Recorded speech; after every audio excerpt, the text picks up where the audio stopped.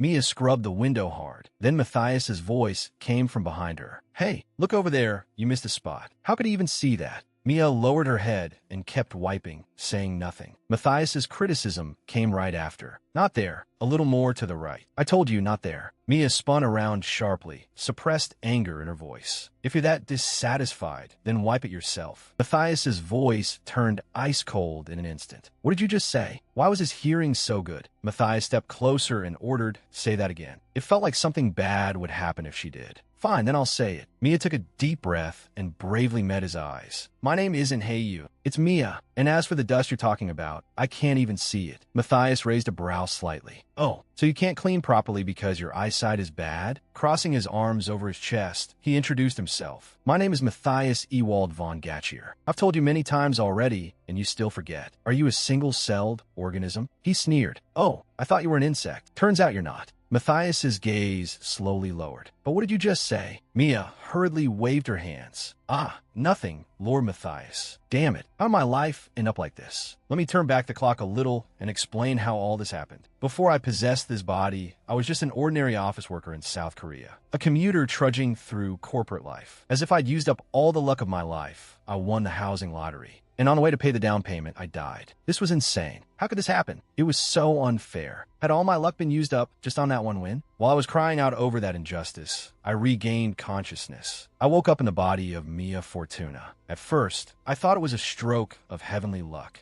It was the kind of possession trope you always see in fantasy romance novels. But I, Mia Fortuna, didn't have the heroine's gorgeous hair color. My lips were ordinary. My abilities were ordinary. My family was ordinary. Judging by my clothes, I was just a commoner. Everything about me was painfully unremarkable. Maybe I wasn't even a character in a novel at all. I looked at the people around me, but couldn't recall the plot of any story. So I forgot all about it and lived a happy second life with my grandfather. Until he passed away. When he was alive, he always used to say, horses are born in the countryside, but lives are made in the capital. So with my grandfather's inheritance and savings, I set out for the capital. Sitting in the carriage, Mia wiped away her tears. I should have gone with Grandpa. She took a deep breath and pulled herself together. Hang in there. Mia rode the rattling carriage toward the capital, Londinium. At the real estate office, the agent asked gently, Miss Fortuna, what's your budget? Including a bank loan, about 50 million gil. 50 million? The agent smiled. It isn't much, but I could show you a few places. Really? Mia jumped to her feet in excitement. The agent gestured politely. Let's go look at one first. Okay, this was the first house. Mia and the agent stood in front of a grand residence. She was too stunned to speak. The agent explained, this is a noble estate built 50 years ago. It was recently renovated. Mia stared at him in disbelief. This house is worth 50 million gil? The agent turned and led the way. It's quite large, so you might get lost. Please follow me slowly. Mia hurried after him. Oh, okay. Is this compensation for dying right after winning the lottery? Amazing. The agent stopped. It's here. Mia is mal froze instantly. In front of her was a creepy dungeon. The walls were stained. Iron chains hung from above. Was this even a place for people to live? The agent explained calmly, yes. The landlord said this was in used space, so it's being rented out at a discount. Mia saw blood red writing on the wall. Help me. What's that? The agent pointed to a bizarre coffin-shaped object with a human face carved on it. Oh, they said that's a housewarming gift from the landlord. A special bed. A bed? Was he kidding? No way I was sleeping on that thing. Mia asked in a trembling voice, do you know? What happened to the people who lived here before? The agent kept his professional smile. Of course. Spreading his arms, he beamed. They said the feng shui here was excellent, so everyone became successful and moved away. Liar. Fighting back her fear, Mia said, this place is way too creepy. Do you have any other houses? The agent thought for a moment. It seems atmosphere is important to you. Then I'm sure you'll love the second house. Driving an old-fashioned car, the agent took Mia to the next property. The agent pointed ahead. It's here. Mia looked at the house in front of her. Oh, the exterior doesn't look bad. The inside isn't going to be a dungeon or a doghouse, is it? The agent shook his head firmly. No, absolutely not. Thank goodness. Finally, a proper house. Mia's expression turned uncertain. This house is kind of strange. It feels like my body is being pushed away. The agent explained. This is a fashionable, artistic postmodern style. An invisible force shoved Mia to the ground. Furious, she shouted, "Don't show me houses like this. Show me a normal house." The agent sighed. "Miss Mia, do you know how high housing prices are in the capital? With 50 million, it's hard to find even houses like these. I put a lot of thought into finding this place for you." Mia retorted heatedly. "Even so, it still has to be somewhere a person can actually live." The agent pushed up his glasses. A glint flashed across the lenses. "All right," the agent said, "I'll show you one last house." Mia clasped her hands together. "Please, this one has to be good. Even a studio apartment is fine." The agent pointed to a magnificent manor. "It's here." Mia looked up at the building before her. Sunlight poured over it like a dream. The agent introduced it. This was once a lord's residence. It has a spacious courtyard and many rooms. Mia marveled. "Wow," the agent continued. "Its antique furniture is also one of its charms." Mia's eyes widened. Then the agent dropped the bombshell. "Most importantly, you won't need to pay for the house. You only need to complete the transfer paperwork." "What? There's a deal like that?" The agent's expression turned serious. "But there are conditions. First, you must keep the house absolutely spotless. Second, a lifetime contract." Mia asked, puzzled. "Lifetime?" The agent confirmed, "Yes. You must never move out." Mia's face darkened. "No, that's impossible. You mean I can never leave until I die? And the house is huge. Cleaning it will be tiring," the agent added. "Also, because the house has cultural heritage value, you must pay a monthly maintenance fee. For million gil." A fanatical gleam shone in Mia's eyes. She raised her hand. "I'll take this one." The agent handed her the contract. "Then please sign here." Mia picked up the quill. The good conditions were suspicious, but it was still better than the other houses. And it definitely wasn't just because of the 4 million gil. Of course not. If there was a lottery ticket that paid out for life, there was no reason not to scratch it. Mia closed her eyes and signed her name with all her strength. The tip of the pen traced a sacred glow across the paper. The agent took back the rolled-up contract. "All right, the contract is complete." Mia accepted her copy and thanked him repeatedly. Thank you so much." The agent gave her a meaningful smile. "Good luck." Mia blinked. "Thank you. But what do you mean by that?" The agent turned and left. "I'll be going now." Mia waved goodbye to the departing carriage. "You wish me luck." Somehow that feels ominous. Mia pushed open the heavy front door and it let out a groan. Pressing a hand to her forehead, she let out a long sigh. "Finally, I'm here." Mia looked around the empty rooms. "There's so many rooms here. Cleaning a mansion this big by myself. That is definitely going to be hard." She thought for a moment. "Once I get to 4 million gil, should I hire a maid?" Mia crossed her arms, then shook her head. "No, for now. I'll try doing it myself first." She decided to start by cleaning the room she'd use. Mia glanced out the window. The sun had already set. "I should just sleep early." She collapsed onto the bed. "I'll worry about cleaning tomorrow morning." Mia slowly closed her eyes and drifted off to sleep. Mia lay sleeping on the sofa in a soft glow when a voice sounded by her ear. Hey you." Mia's brow twitched, and she mumbled back, "Who is it?" The voice turned stern. "Wake up, lazy woman." Mia's whole body went rigid, unable to move. "What's happening?" "I can hear him, but my body won't listen." Matthias's half-transparent figure appeared, his face full of disgust. "I can't believe it. You actually slept in a house that hasn't even been cleaned." Mia was terrified. "Is this sleep paralysis?" Matthias's voice kept echoing. "If you don't start working properly tomorrow, you'll regret it." Mia screamed internally. "Hey, you need to let me go before you start talking. How can you just say whatever you want like that?" Several boxes appeared out of nowhere and slammed heavily onto the floor. "What? That damn ghost." Mia jolted upright and shouted in fright, "Hey, what gives you the right to move someone else's things around?" The room was empty. Only sunlight filtered in through the curtains. Mia looked around blankly. She let out a long sigh. I must have just been exhausted to have such a weird dream. Sitting on the sofa, Mia stared ahead blankly. It's exactly like my dream. Could that really have been a ghost? She shook her head hard, trying to drive away the absurd thought. No, impossible. I probably left them there before going to sleep. Mia stretched and let out a huge yawn. Since I'm up this early, I might as well start cleaning. Where should I start? The laundry? Matthias appeared again, arms crossed, staring at her coldly. Morning sunlight spilled over the mansion. Mia stood before a giant wooden tub, looking at the filthy, murky water inside. Wow, this water is disgusting. How long has it been sitting there? A blue glowing hand lightly brushed through her hair. Mia cried out, lost her balance, and plunged into the water with a splash. Raising her head out of the tub in a sorry state, she gasped, "Who pushed me from behind?" In the warm afternoon sunlight, Mia wiped down a table, her wrist aching. "Phew, I should rest for a bit." A gloved hand silently gripped the back of a chair. The chair suddenly slid backward. Mia's eyes widened in shock. What the? Why is the chair moving by itself? Evening fell, staining the sky red. Mia leaned against the doorway, exhausted. "I cleaned all day. I'm dead tired." The chandelier overhead began to sway, creaking ominously. It rocked violently, light and shadow dancing wildly across the room. Mia looked up, confused.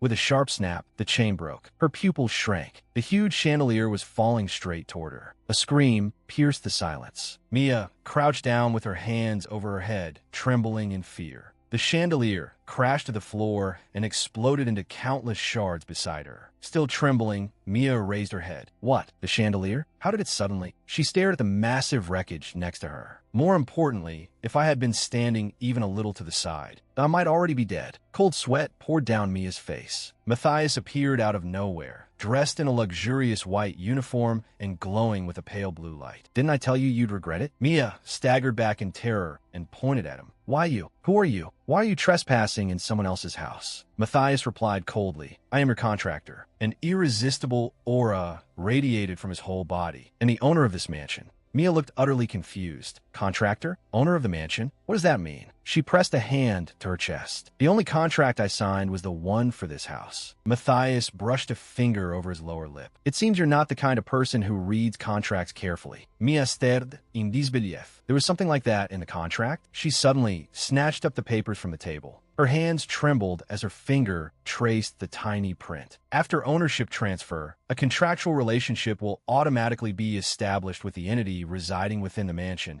and the owner must faithfully fulfill the duties of mansion caretaker. The print is this small. How was I supposed to see it? Mia glared at the contract in shock. "This is fraud. I had no idea." Matthias's voice turned cold. "No, you signed a contract, so you must fulfill your duties." Mia slammed the contract onto the table. "No way. I'm terminating this contract right now." Matthias's lips curled into a cold smile. "Terminate it, you say?" With a light crook of his finger, a pale blue light gathered at his fingertips. The wreckage of the fallen chandelier slowly rose into the air and hovered directly above Mia's head, creaking ominously. Mia looked up in terror. Her body went rigid. Matthias spoke with a hint of threat in his voice. "So, do you still want to terminate the contract? If you do, my grip might accidentally loosen." Mia nearly lost her soul.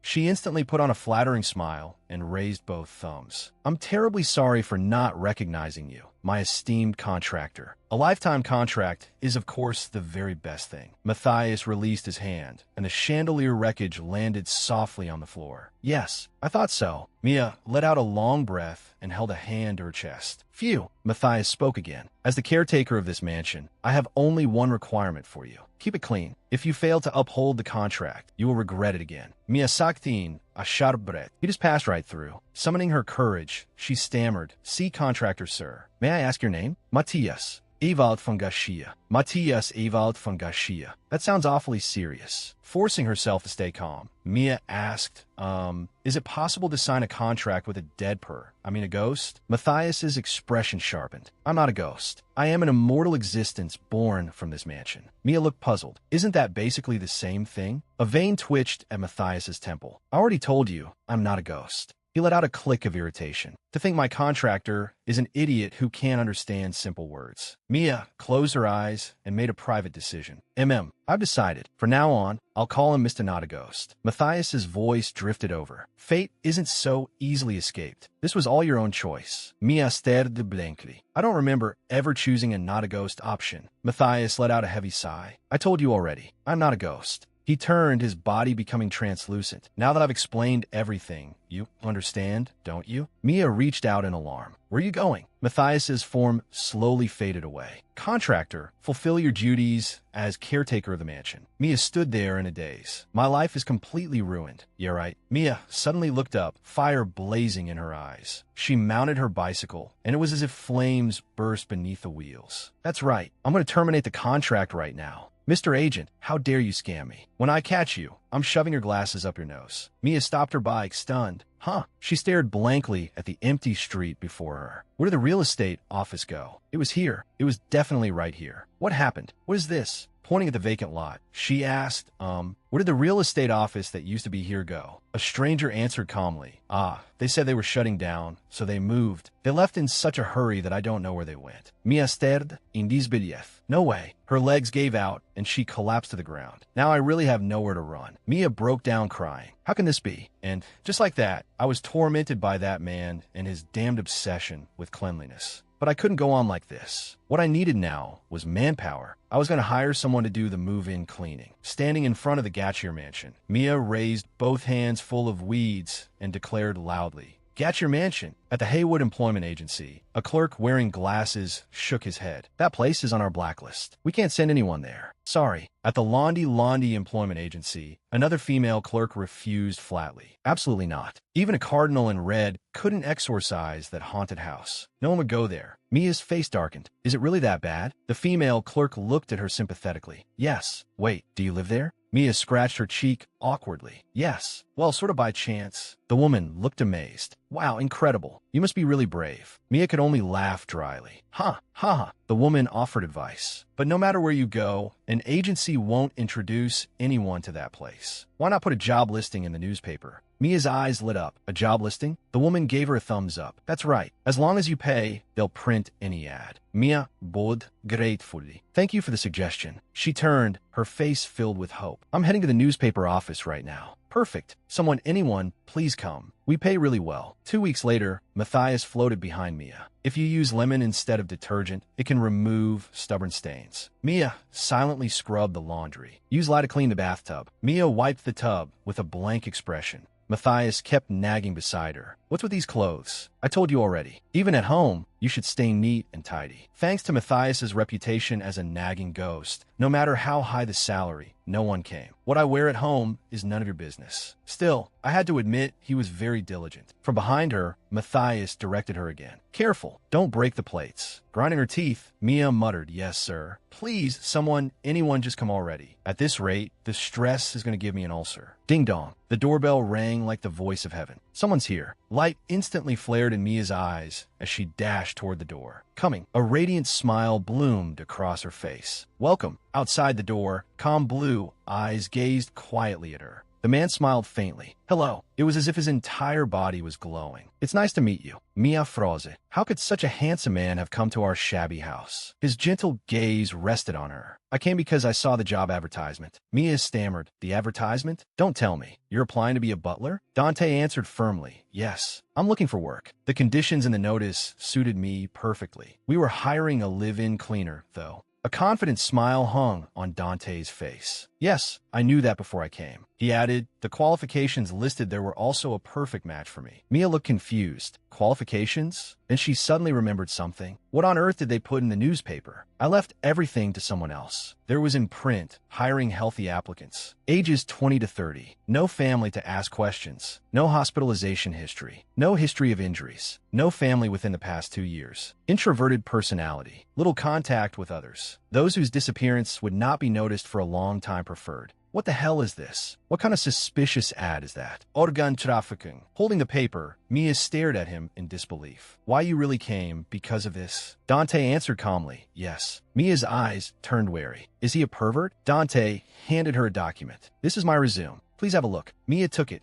Okay. At least someone finally came. Holding the papers, she thought, as long as he's not a criminal, it'll do. Mia pulled out the resume. Let's see. Dante Vandyck, 23 years old. Main career history. Former commander of the Special Magic Forces. Former commander of the 2nd Corps in the Darcia Conquest War. Former deputy head of operations. Allied Joint Staff Headquarters. Countless successful first-rank monster exterminations. National level first-rank ability user. Mia's eyes widened. This resume is way too impressive. She looked up at Dante in disbelief. With credentials like this, why would you come work as a butler in my house? Dante straightened his back. a confident smile on his face. Because cleaning is the field I am most confident in. Mia stared blankly. Huh, why did he puff out his chest when he said that? Wait, Dante Vandyck? A flash of lightning ran through Mia's mind. If he was that Dante Vandyck, she remembered the novel The Last Princess, a story about an illegitimate princess struggling against the collapse of the class system. The princess had grown up as a commoner and learned she carried royal blood. She tried to stop the abolition of the class system, and standing in her way was the male lead, Dante Vandyck. Used and abused by the royal family and nobility for years, tormented on the battlefield, he ultimately harbored hatred and sought revenge against the royals. He successfully launched a coup. A coup. That was exactly what I wanted Lise to get tangled up in. Mia laughed awkwardly.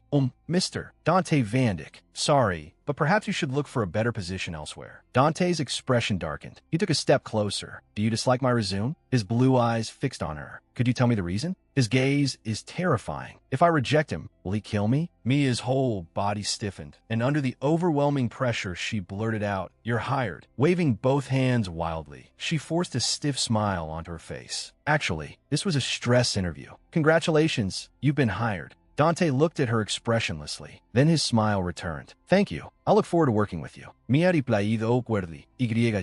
I'm so scared. I accidentally said he was hired, right? I'll use that. A spark of inspiration struck Mia. But actually, we do have a probation period. Dante's eyebrow twitched slightly. A probation period? Mia took a step forward and declared forcefully, that's right. If your work is unsatisfactory within the designated period, you'll be dismissed immediately. If you think that's too much pressure, that you can still withdraw now. Dante touched his lower lip thoughtfully. A probation period? Please, just withdraw already. Mia clasped her hands together and prayed nervously. Dante lifted his head. Understood. Mia froze. What? Dante's gaze became deep and burning. From now on, I will satisfy you in every way, including housekeeping. Mia looked blankly at him. What? Under the sunlight, freshly washed laundry fluttered in the breeze. Inside, the furniture was spotless and gleaming. The kitchen sink shone like new. Wearing an apron, Dante folded his hands before him and bowed slightly. Master, what would you like me to do next? Mia roared inwardly. Why? Why is he so good at this? Tears streamed down her face as she cried out in despair. Why?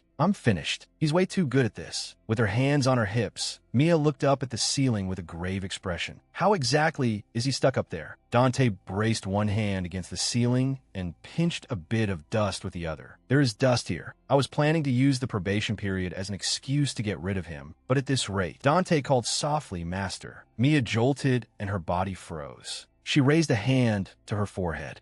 Sully, could you maybe not call me master? Dante looked at her calmly. But you're my employer. That makes you my master. Her cheeks instantly flushed red, and she covered her burning face with both hands. In theory, that's true, but no matter how you put it, masters sound a little too. Dante smiled faintly. Then how about another title? Mia buried her face against his chest, her muffled voice coming out. Another title? Option 1, employer. Option 2, manager. Option 3, captain. Mia's expression gradually twisted. Option 4, boss. Option 5, milady. Option 6, princess. Her face only got worse. Option 7, queen. Mia suddenly thrust out a hand. Enough. She covered her mouth. Stop. Call me whatever you want. Dante lowered his eyes slightly. Very well, master. Mia bit her finger, face contorted. I think you played me. Outside the window, Dante's figure moved at blinding speed, wiping every inch of glass. He's the first man who's ever satisfied me this much. Matthias stood behind Mia, looking at Dante's back. You like him that much? Matthias crossed his arms and let out a cold humph. Yes, hugging a potted plant. Mia complained sulkily, but you said you hated me on the very first day and even threw me into the wash tub. You're so unfair.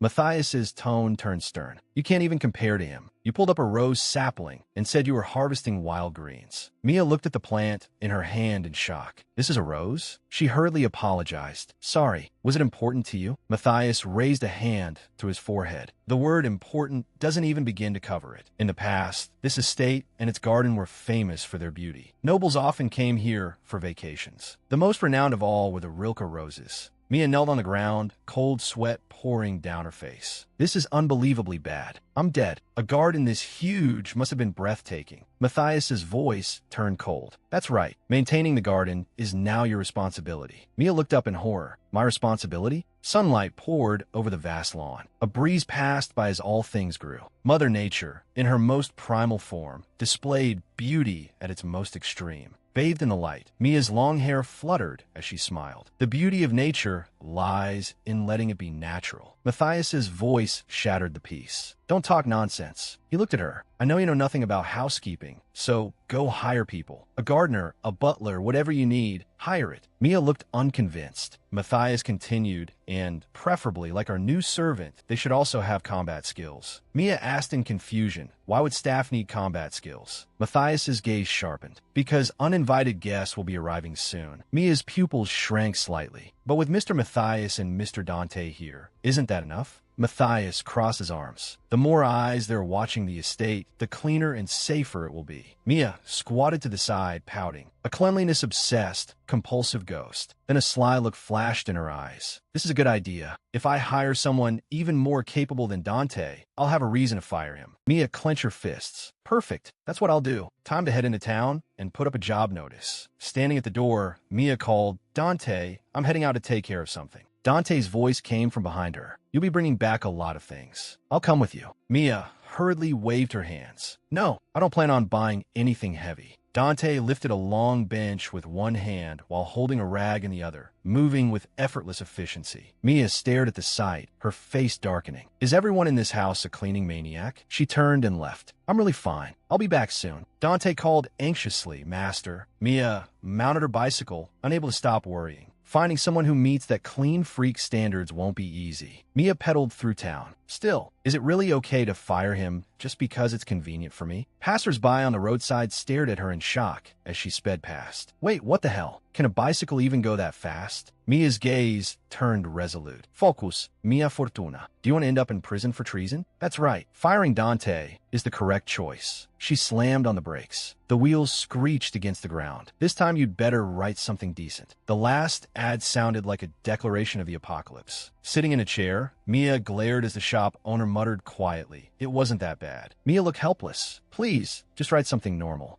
The shop owner thumped his chest. Of course. Leave it to me. Mia hesitated, but in the end she nodded. Then I'm counting on you. All right. Mia walked down the street, pushing her bicycle, still feeling uneasy. Then a lovely pink dress caught her eye. Wow, what a beautiful dress. Pointing to it, Mia asked, Excuse me, how much is this? The shop owner replied, 300,000 gil. Mia was startled. What? That's too expensive. The owner immediately smiled. Miss, I'll give you a discount. 5,000 gil off. Mia looked at the dress. Whether it was 300,000 or 295,000, this thing was worth maybe 20,000 at most. Does he think I'm an idiot? Mia suddenly covered her face. Oh dear, I absolutely love it, but I forgot to bring money. I'll take it next time. She turned to leave. Looks like I'll have to come back later, miss. Wait. The shop owner grabbed her arm, a vicious look on his face. If you touched it, you buy it. Where do you think you're going? Mia struggled. I never touched it. The owner pointed at her viciously. I saw you touch it. A burly man stepped forward. I saw it too. Another chimed in. Me too. And look, isn't that part torn? Mia recoiled in fear. Who are you people? Two strange men blocked her path, arms crossed and grinning maliciously. A whole group of suspicious thugs had appeared. You touched it. Buying it is better for everyone. That way no one gets hurt. What do you say? Mia's gaze instantly turned cold. I see. If I let them push me around here, they'll think I'm an easy target. She violently shook off the shop owner's hand and shouted, Excuse me, pointing at the dress. Her voice trembled with rage. If a piece of clothing tears from a single touch, what kind of trash quality is that? The shop owner suddenly seized Mia's wrist. His grip was so strong it nearly crushed her bones. His twisted face came close to hers. You have no idea who you're messing with. How dare you talk to me like that? Mia was terrified. What the hell is wrong with this bastard? She shouted in fear. What are you, some prince or noble? The shop owner roared. You've still got a mouth on you? Wanna die? He yanked Mia's hair, wrenching her head back. Mia squeezed her eyes shut in pain. I have to get out of here. Then a voice rang out. My Mia, Mia esse, cheeks flushed. So pink lace underwear is your taste. What the? The shop owner's face turned bright red. Bullshit. Today I'm wearing red. Now, Mia suddenly raised her hand and smashed it hard into the shop owner's arm. The The man screamed, "Ah, my shoulder," his face twisted in pain. Mia stared in shock as another thug rushed over and helped the owner. "Boss, what's wrong? My shoulder is dislocated. Ah,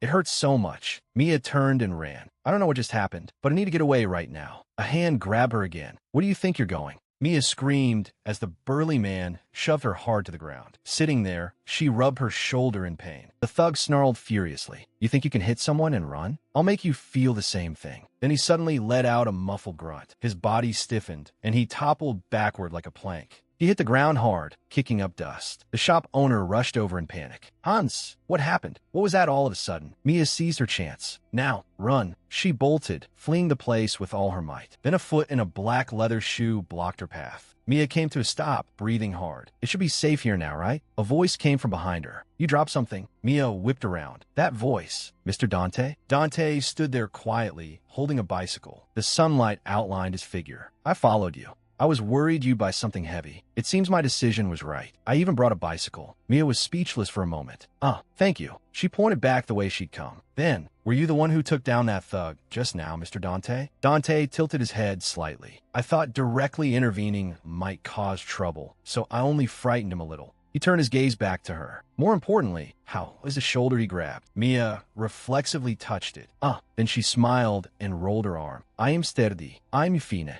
Dante suddenly moved closer. Warm breath brushed her cheek. Mia's face instantly burned. "I am really okay. Why are you so close?" Dante gently placed a hand on her shoulder. "Just because it doesn't hurt now doesn't mean it won't later. Just in case, that you should still go to the hospital." Mia waved her hands in panic. "And no, I'm really completely fine." Dante's gaze fixed on the necklace. "That necklace, may I ask where you got it?" Mia froze. "The necklace?" She looked down at the pendant on her chest. "It was my father's." Dante's voice dropped lower. "Has your father already passed away?" Mia's eyes dimmed. "Yes, that much I'm sure of." Dante's body stiffened. "What?" Mia lowered her head. "I heard he was a mercenary. One day, the army only sent back his belongings. No details, no explanation. That must have been hard." "Not really. I was still very little when he left. I don't even remember his face, so I don't really feel sadness over it." The two walked side by side, the bicycle between them, silence stretching out. Mia suddenly spoke. "Mr. Dante, just out of curiosity, why would someone from a noble family come work as a butler?" Dante smiled faintly. "Because I like cleaning." Mia looked at him in disbelief. "Really? Just because of that?" "Yes. At home, the servants never let me touch anything, so I could never do it myself. And besides," he stopped walking. "I wanted to rest for a while." Mia turned around and looked at him quietly. The light of the setting sun fell over them. In the original story, Dante had achieved brilliant military success in war, only to suddenly abandon all his rank and positions. All that remained in his heart was hatred for the royal family, the royals who had used him like a dog. I understand that feeling. Burnout is terrifying. It strips away all your energy. It makes you want to do nothing at all. Burnout? What's that? As a former Korean office worker, how could I not know?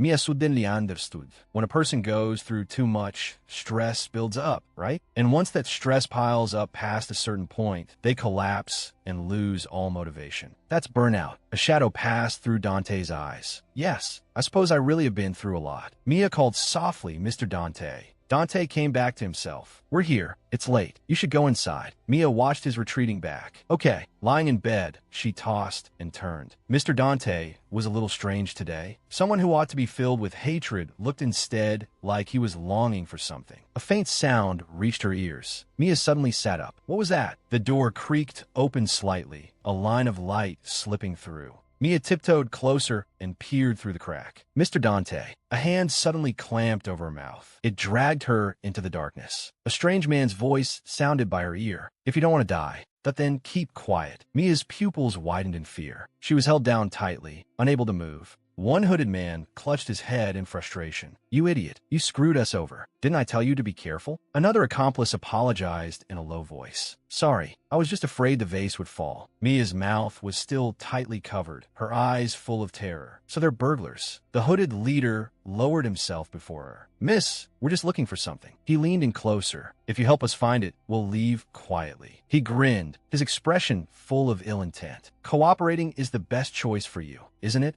Mia struggled desperately, but she couldn't escape the iron grip. The hooded man pressed his hands together. Good. We're looking for the Rose Chapel. Is there a place like that in this house? Don't play dumb. You live here, so there's no way you don't know. I really don't know. There's no chapel in this mansion. Wait, that place a few days ago in the basement. Mia opened a heavy door. This room needs cleaning too. Matthias's voice echoed in her mind. No permission. Do not enter. Mia recalled what had happened that day. Mr. Matthias, if you won't let me in, are you going to clean it yourself? Matthias's warning had been cold to the bone. If you go in, you'll die. Mia had frozen. What? Then she had immediately found it ridiculous. Is he trying to scare me? Or is there something important hidden inside? Like a secret diary he'd take to the grave? There hadn't been a trace of humor in Matthias's eyes. If you want to die, then go right ahead. Mia had clicked her tongue inwardly. Don't joke like that. I really am going to die here. Matthias turned away. Fine, then stay outside. That saves me the trouble of cleaning. Mia came back to herself. So that place was the chapel. I knew it. Facing the robbers, her eyes flickered. About that robber chief. Someone grabbed her arm. If you don't want to die, take us there. A cold blade pressed against Mia's neck. It was a real sword. Mia's whole body stiffened. I know, but without me, you can't open that door. There's a password on it that only I know. The robber chief paused. What? Mia forced herself to stay calm. I can't tell you the location right away. As long as I stall. Mr. Matthias, that might show up. One of the robbers leaned in. Boss, I think she's the owner. People at the market said to watch out for that long-haired witch. The chief snorted. Witch my ass. He toyed with the dagger in his hand. Do you think a witch would get caught this easily? They're obviously talking nonsense. One insult. Damn it. The chief pointed the tip of the knife back at Mia. Anyway, lead the way. If you try anything, you know what'll happen. Mia's eyes darkened. Damn it. Trembling, she pointed ahead. This way. The robbers followed her. One of them whispered, so it really is gone. I didn't think the rumor about it disappearing was true. Another guessed. Maybe that which drove it away. The chief scoffed. Impossible.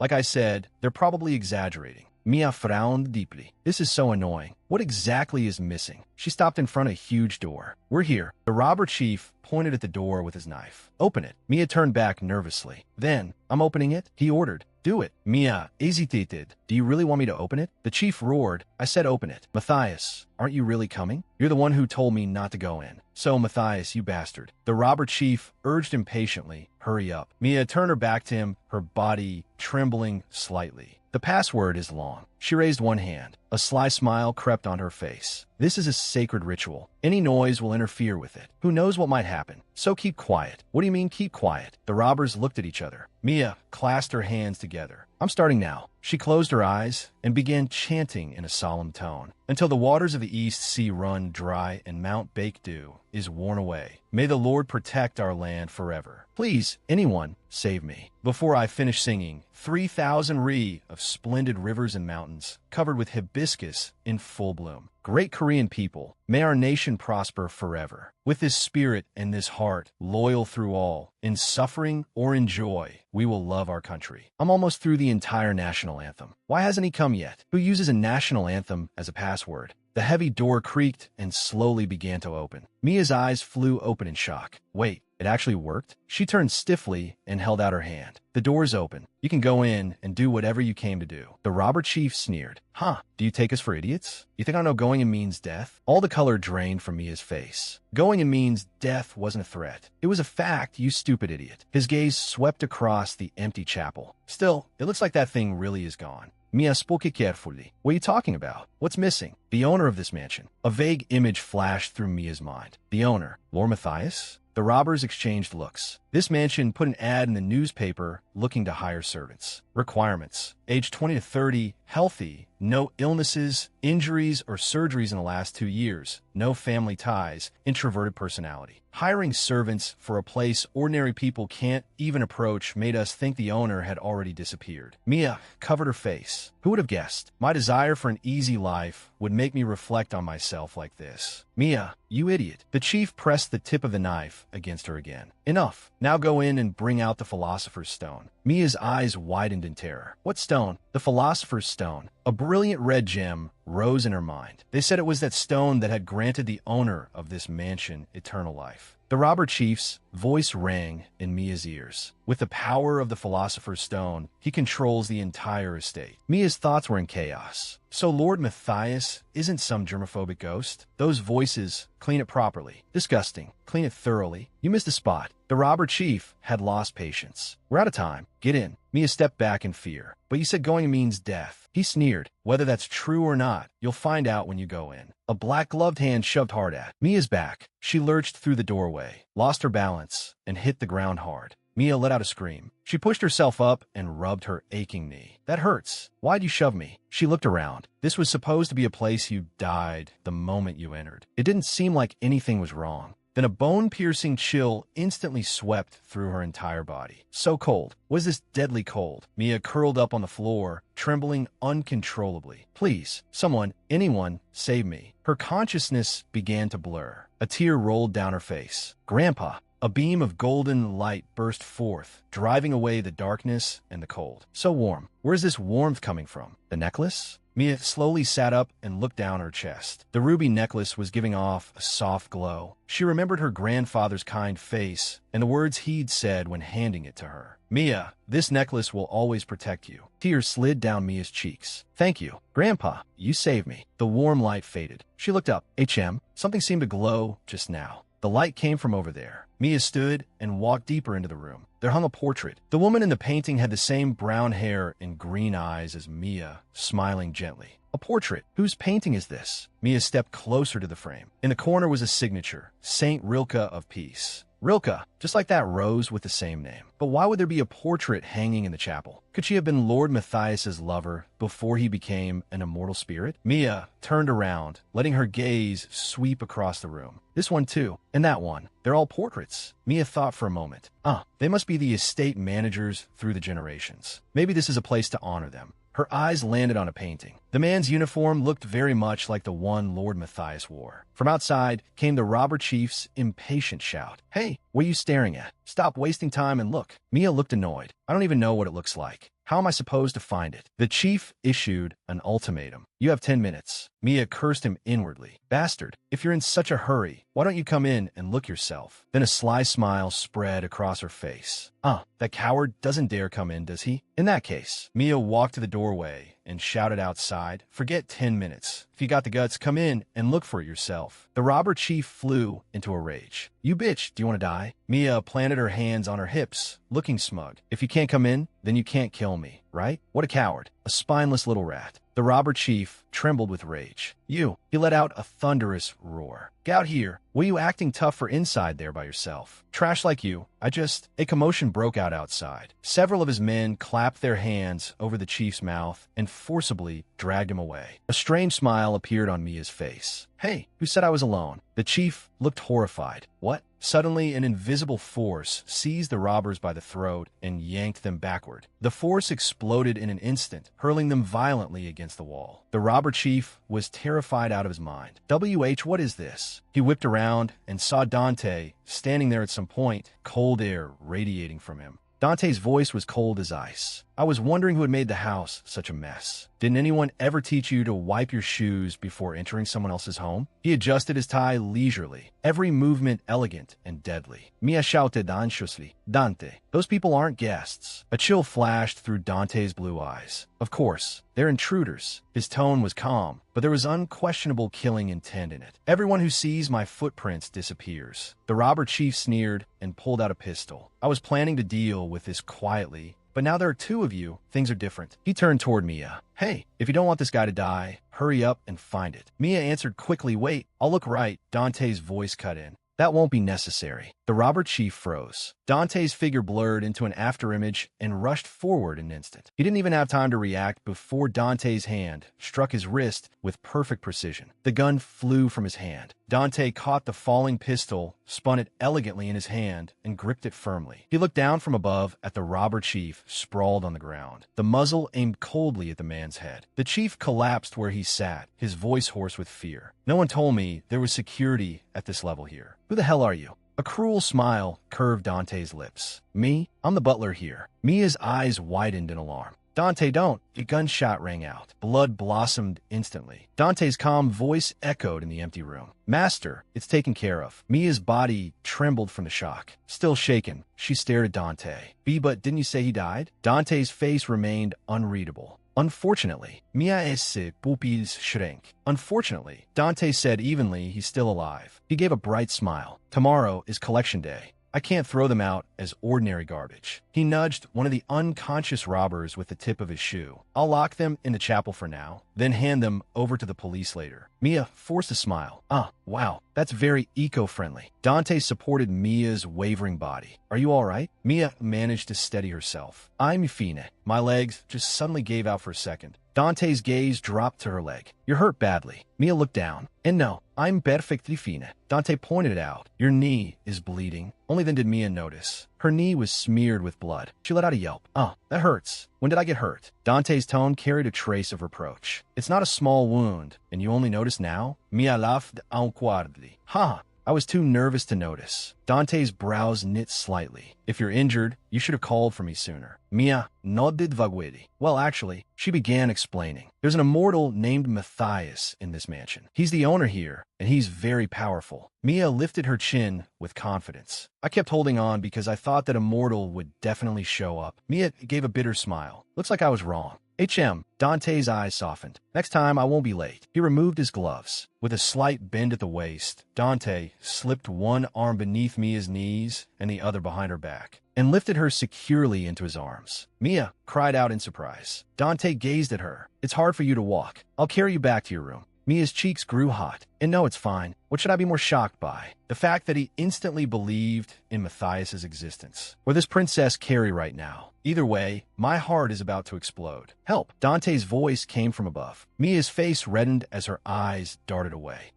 I can do it myself. Dante looked serious. I've done this many times. I'm confident. Please leave it to me. Mia sat on the edge of the bed, flustered. And no, even so, I can handle a small knee injury like this myself. Dante knelt on one knee and looked up at her. You don't trust me? He opened an exquisite wooden box lined with medicine bottles. If I treat it, it'll be cleaner. Mia bit her lip. A wound like this will heal quickly. Dante's gaze stayed calm. Master, am I making you uncomfortable? Mia gripped the collar of her clothes with both hands, her face burning red. All right, you do it. A smile touched Dante's lips. Good, I'll take proper care of it for you. Mia turned her face away. Using that face is cheating. It's so unfair. Dante picked up a cotton ball with tweezers and dipped it in ointment. Master, you're very brave. He gently applied the medicine. It must have hurt a lot. Saying you weren't scared would be a lie. I know that in a situation like that, crying wouldn't help anyway. Dante looked up and their eyes met. Have you gone through something like this before? Mia esse gaze wavered. Well, when my father went away to work as a mercenary, he left me as a baby in my aunt's house. At first, my aunt's family was very nice to me. I think it was because of the money my father sent every month. But at some point, the money stopped and their attitude changed all of a sudden. No matter what I did, they got irritated. If I cried even a little, they got angry. From then on, I stopped crying. Mia closed her eyes, a bitter trace at the corner of her mouth. A lot happened after that, too. Anyway, after that, I hardly cried at all. Dante listened in silence, his hands pausing. He spoke softly. It must have been very hard for you. Mia opened her eyes and gave him a bright smile. It's okay. Don't I have a butler worrying about me now? Dante's blue eyes trembled faintly. He wrapped the final turn of bandage around Mia's knee. Treatment is finished. For now, don't push yourself too hard.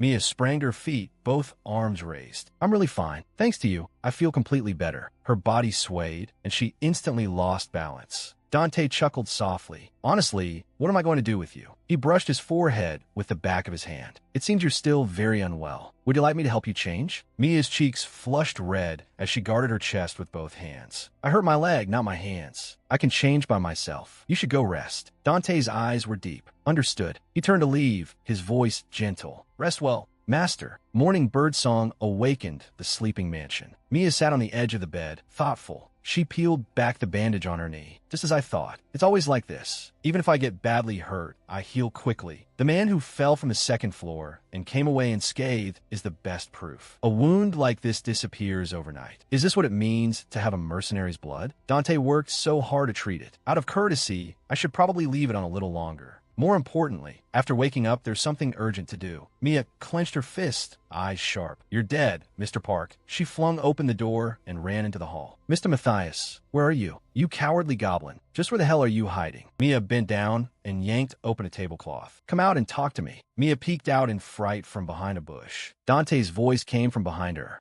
Master, he stood a short distance away. What are you doing here? Mia got up from the ground.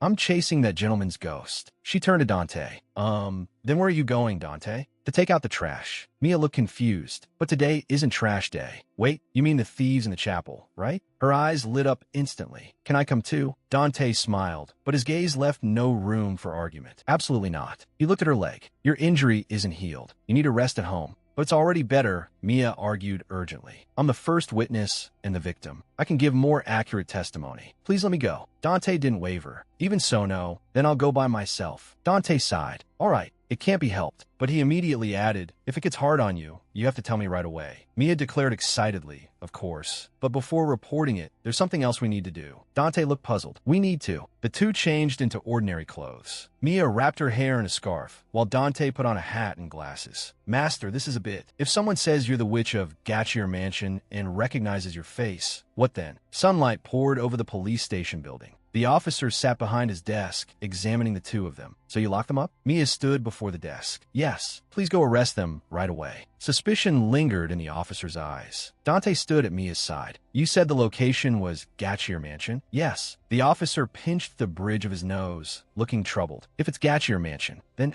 that's a headache. His fingers tapped on the desk. I'm afraid we'll have to delay it a little. Sorry, we're short-handed right now. We'll go in a few days. Please keep watch over them for a few more days. Mia stared in disbelief. You're telling me to keep thieves in my house? Are you kidding me? She was about to blow up when Dante's hand rested lightly on her shoulder. Master, wait a moment. Dante took off his hat and interrupted the officer softly. Excuse me. The officer turned his gaze to him. Dante's eyes were calm and sharp. I am Brigadier General Dante, Vandyck of the Special Magic Forces. His voice was cold, carrying unquestionable authority. Do I need to report this derelict attitude of yours to your superior? A badge symbolizing power gleamed between his fingers. Though I'm on leave, my summary judgment and investigative authority are still valid. The officer went pale in an instant and sprang to his feet in salute. Brigadier General, forgive me, I didn't recognize you. I'll handle it immediately. But then he looked troubled again. However, everyone has already been dispatched. They won't be back until evening. Mia pursed her lips and asked quietly, Mr. Dante, you're resumed, said former Brigadier General. So you're only on leave? Dante turned his face slightly, his gaze falling on her. I thought I had retired too, but I received a notice postponing my retirement and converting it to leave. It seems the military doesn't want to let me go. Well, he's the male lead of a romance novel. Of course, they wouldn't want to lose a talent like that. The officer stood respectfully to one side. Then let me confirm. The operation will begin this evening. Dante turned to Mia. Master, shall we go now? The officer's expression froze. Master? He recalled what he'd just heard. Mia's eyes filled instantly with panic. This lawless butler. We only have a simple employment relationship. There is absolutely nothing suspicious. Please don't misunderstand. Dante's face emerged in the light and shadow. Master, what's wrong? Does your wound hurt? Mia hurriedly waved her hands. And no, it's nothing. Let's go home. Dante smiled faintly. Then I'll go bring the bicycle. Inside Rose Chapel, heavy pounding echoed. One thief hammered furiously at the door. Open up, hurry, and open it. Another thief looked at him in despair. Boss, there's no exit at all. The leader of the thieves grabbed at his hair in frustration. His eyes were gloomy. That black-haired guy, is he really the owner here? A red-haired accomplice said. With power like that, he's got to be the witch's servant. The leader snapped back. Didn't I say the witch thing is bullshit? But another thief still looked uneasy. But those weird incantations. And Gunter only got his wrist grabbed and his shoulder dislocated on the spot. Suddenly an eerie sound tore through the silence. One thief screamed in terror.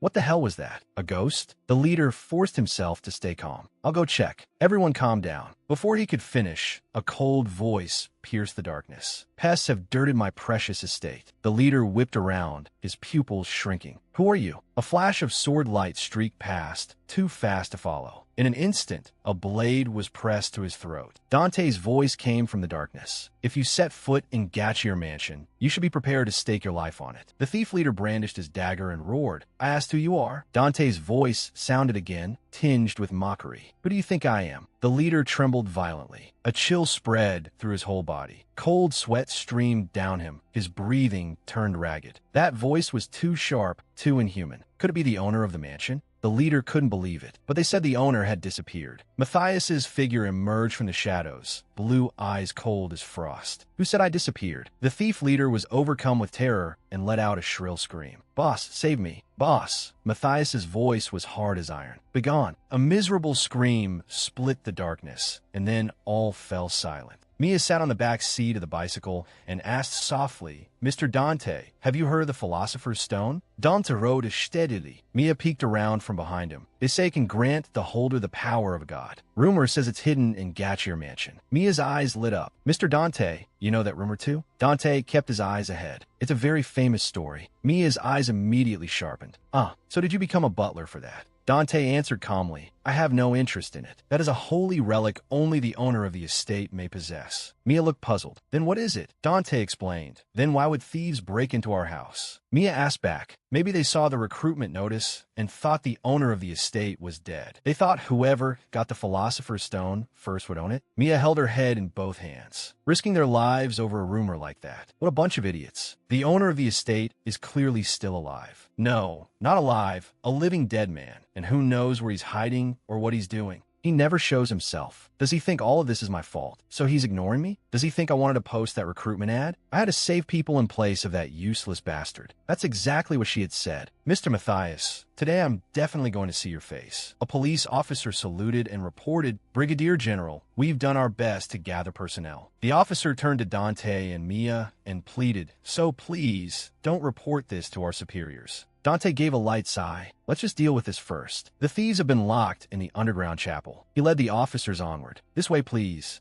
Mia stood quietly to one side, watching Dante's back, his hat held against his chest, his gaze fixed on the officers in textbook scrutiny. The door to the underground chapel was flung open. A young officer shouted with his gun raised, Police! Hands up! Surrender quietly. A colleague behind him asked urgently, Thomas, what happened? The young officer's voice trembled. They all seem to be dead. What? The officers stared in shock at the scene before them. The thieves' corpses lay strewn across the cold floor. Mia's pupils contracted sharply. Dead? But they were alive yesterday. Mia grabbed Dante by the collar. Her voice trembled. Mr. Dante, be brave. I mean, just in case. I'm only saying just in case. We absolutely forbid killing in our house. You know that, right? Dante's eyes sharpened. Are you suspecting me? Mia shook her head frantically. The problem is, I saw what happened yesterday with my own eyes. It's really hard to say you're not the killer. She stammered, Suddenly a police officer broke the tension. Chief, please come look at this. Mia and Dante turned at the same time. The young officer pointed at a corpse. Please inspect here. The chief bent down. What is it? The officer's voice was tense. It looks like he's holding something in his hand. The chief crouched to inspect the corpse's hand. Something was clutched in it. He pried open the dead man's palm. Several gems glimmered faintly. Dante stood to one side. Looks like they fought over that, and this was the result. The chief rubbed at the gems thoughtfully, then cast a questioning look at Dante.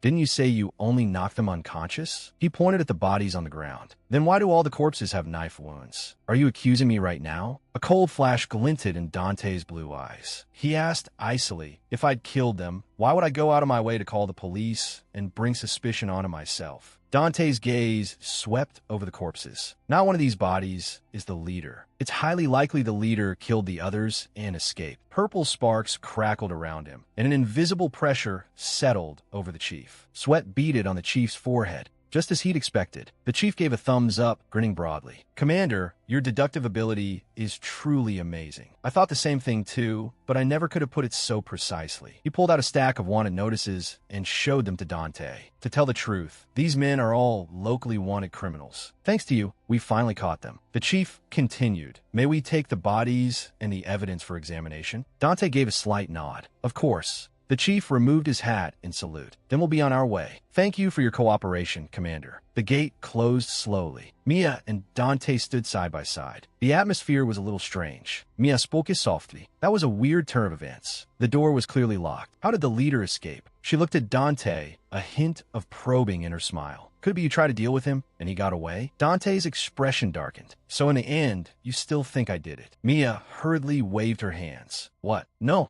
That's not what I meant. Dante's gaze grew deep and distant. I've spent many years on the battlefield. There, I've taken countless lives. But Dante's voice was calm and firm. Outside the battlefield, I do not take life lightly. Mia froze, looking at his profile. For a moment, she was speechless. She lowered her head, her voice full of guilt. I'm sorry, Mr. Dante. I was too rash. Dante turned away. Now I finally understand how you see me, master. Mia suddenly grabbed his arm. Mr. Dante, I shouldn't have judged so hastily. My mind was a complete mess then. She held tightly to him, as if trying to convey all her apology through her grip. Dante did not turn back. He simply stood there quietly, letting her cling to his arm. Mia clasped her hands together and looked at him sincerely. I'm really sorry. I suspected you so carelessly. I must have been unconsciously holding on to prejudice. Dante's gaze softened. Then this time, I really was in the wrong. Mia's green eyes widened. Are you really sorry? Of course. Dante took her hand. Then as an apology, grant me one wish. Mia hesitated. What kind of wish? A smile curved Dante's lips. Not now. I'll tell you when the time comes.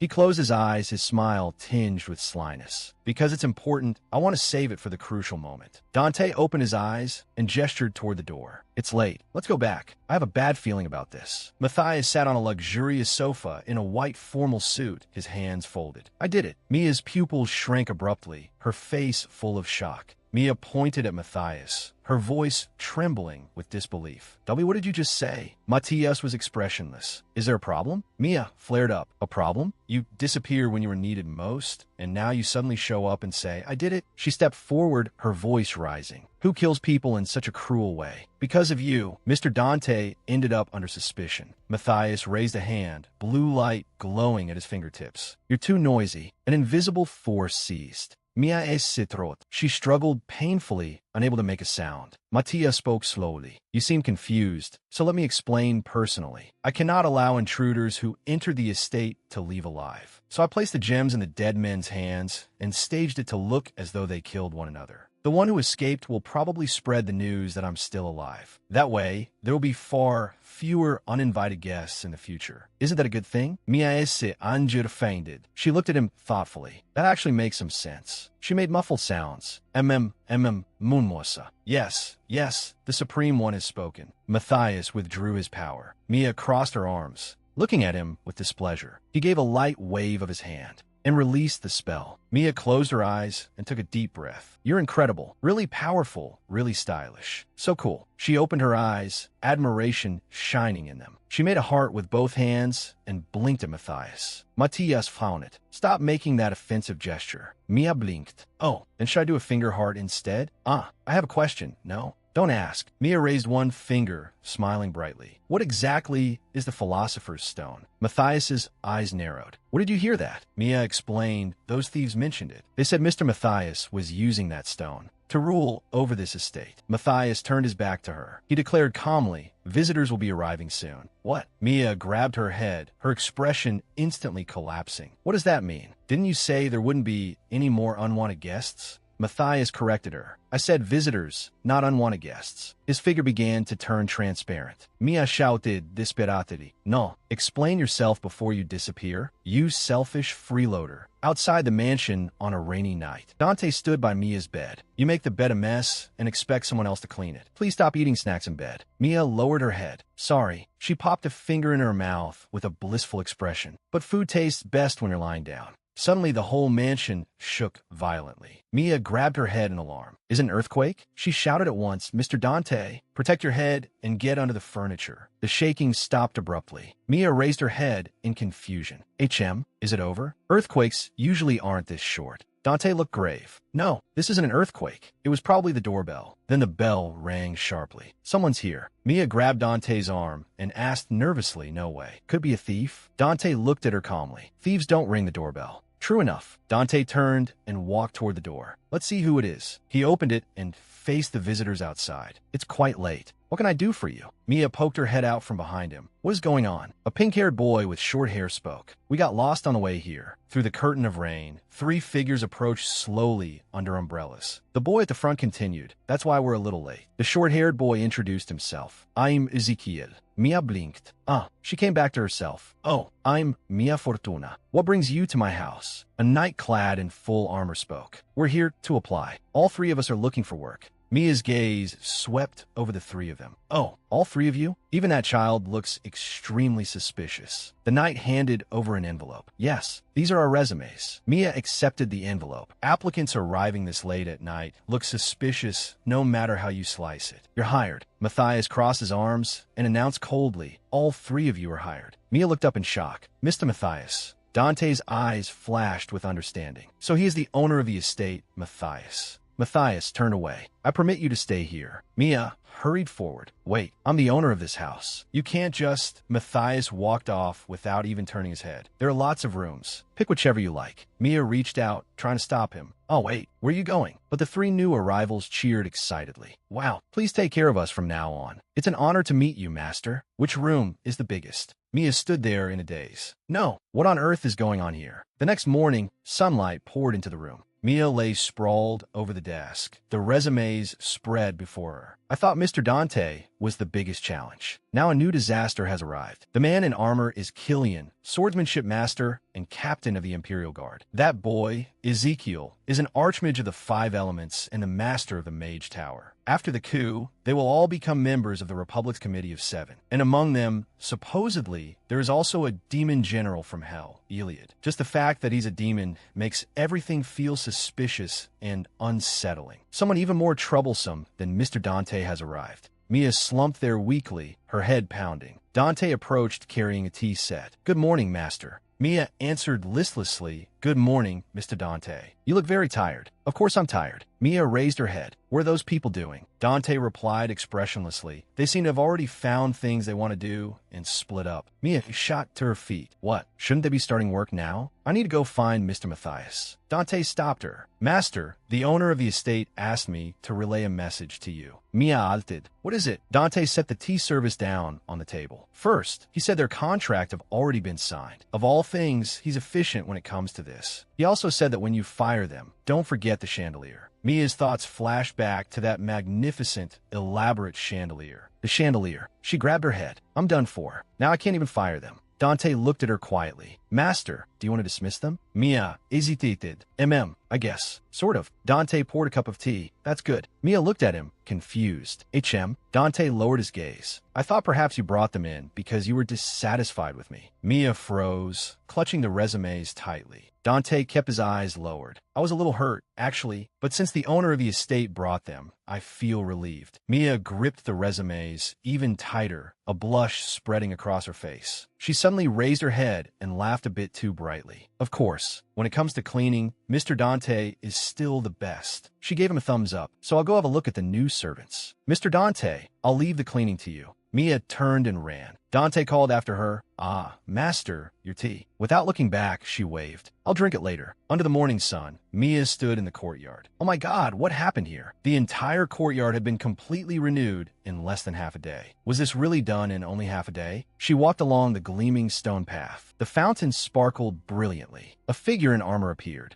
Master. Mia looked at the knight before her. Oh, Mr. Killian. So, being a swordsmanship master means you can tidy a courtyard this fast? No, even so, don't you like the courtyard? Mia quickly waved her hands. No, I do like it. I'm just shocked. You clean it up so fast. Killian's voice came from beneath the helmet. Then I'm relieved. Mia laughed awkwardly. Haha. She gathered her courage and asked, how did you find my house? A sword master like you could clearly not go anywhere. Killian's helmet turned slightly. In that case, since you were willing to accept the brigadier as your butler, I believe you will treat me without prejudice as well. Mia looked confused. What do you mean by that? So, you know Mr. Dante? Killian replied, yes. I once carried out a mission alongside the brigadier. A joint mission between a swordsmanship master and a special forces commander. It's hard to believe anyone survived that mission. Mia pressed further. By the way, she looked at his armor. You don't have to wear that inside the house. Killian explained, this is an artifact that suppresses my power. It's fine, but if I take it off, it would be dangerous. I've heard about that. Images flashed through Mia's mind. When gifted people overuse their powers, the side effects can be severe. Was he used by the Empire to that extent too? Mia's eyes filled with sympathy. If you have to keep wearing that armor all the time, does it still hurt now? Killian's voice was calm. No, not anymore. I feel more at peace than ever before. Mia let out a sigh of relief. That's good, but wearing armor all the time must feel stuffy. If you can't take it off, do you even bathe in it? Killian answered, I take it off briefly when I bathe.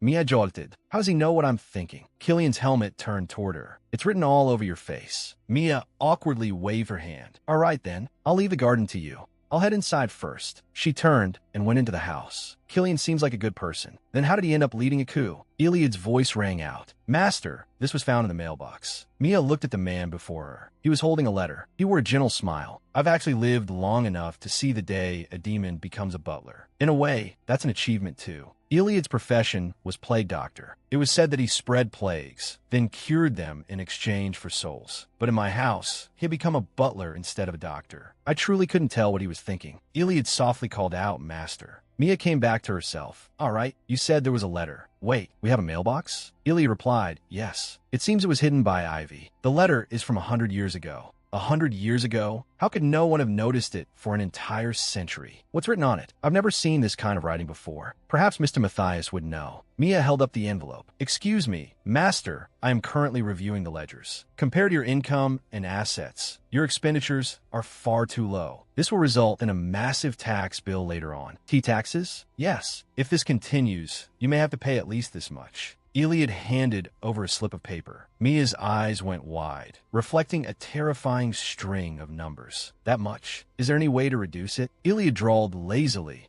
There are several options. Iliad adjusted his monocle, a faint smile curling his lips. The first is to donate to the church, that trash organization. Iliad continued. The second is to withdraw all your cash and submit 2 sets of books. Isn't the second one illegal? What a demon. He really is a demon, isn't he? Iliad smiled. Finally, the third option is, come here. He extended a hand to Mia. Iliad gently took her hand and pulled her into his arms. Lowering his gaze to her, he said, guess. Mia looked blank. I don't know. Mia's body stiffened. Whoa. My heart skipped a beat. Iliad's smile deepened. Marriage. The war reduced the population, so there are many policies encouraging people to marry. As long as you get married and place this estate under joint ownership, several zeros could disappear from your tax bill. Mia esse, cheeks reddened, but I don't have anyone to marry. Iliad's smile remained unchanged. Why not right here? Mia's eyes widened. Marry. You, Mr. Iliad? Yes. You needn't worry about spousal support from me. I would also guarantee you a comfortable retirement. Marrying a handsome man who guarantees alimony and a peaceful retirement. Honestly, it was hard not to be tempted, but I don't want to marry a demon. Iliad's footsteps sounded. Oh, my dear master, you seem to have overlooked one thing, that I am a demon. Mia looked puzzled. Demons know how to make humans feel pleasure. Iliad's hand rested on Mia's shoulder, making her feel an intense thrill. Dot from head to toe. Iliad whispered in her ear, of course. Iliad's voice was thick with temptation. I can lead you into a paradise of bliss unlike anything you've ever known. Once you fall into it, escape becomes impossible. Mia esse eartbit stumbled. This seductive little devil. I almost completely fell for it. Mia quickly stepped back, waving both hands. And no thanks. I'm not interested in that method. Is there any other way? Any other way at all? Iliad glanced at the time. Oh dear, just look at the hour. I need to arrive before the government office closes. I'll take my leave first. He turned and walked away, his figure dissolving into a mist of purple light. What? Mia shouted into the empty hallway. Hey, you demon. What am I supposed to do about the taxes? First Mr. Matthias, and now him. Non-humans really have no manners at all. They just disappear whenever they feel like it. Mia pressed a hand to her growling stomach. I am hungry. Oh right, that child named Ezekiel came to apply as a cook, didn't he? Since I'm hungry, this is the perfect chance to see what he can do.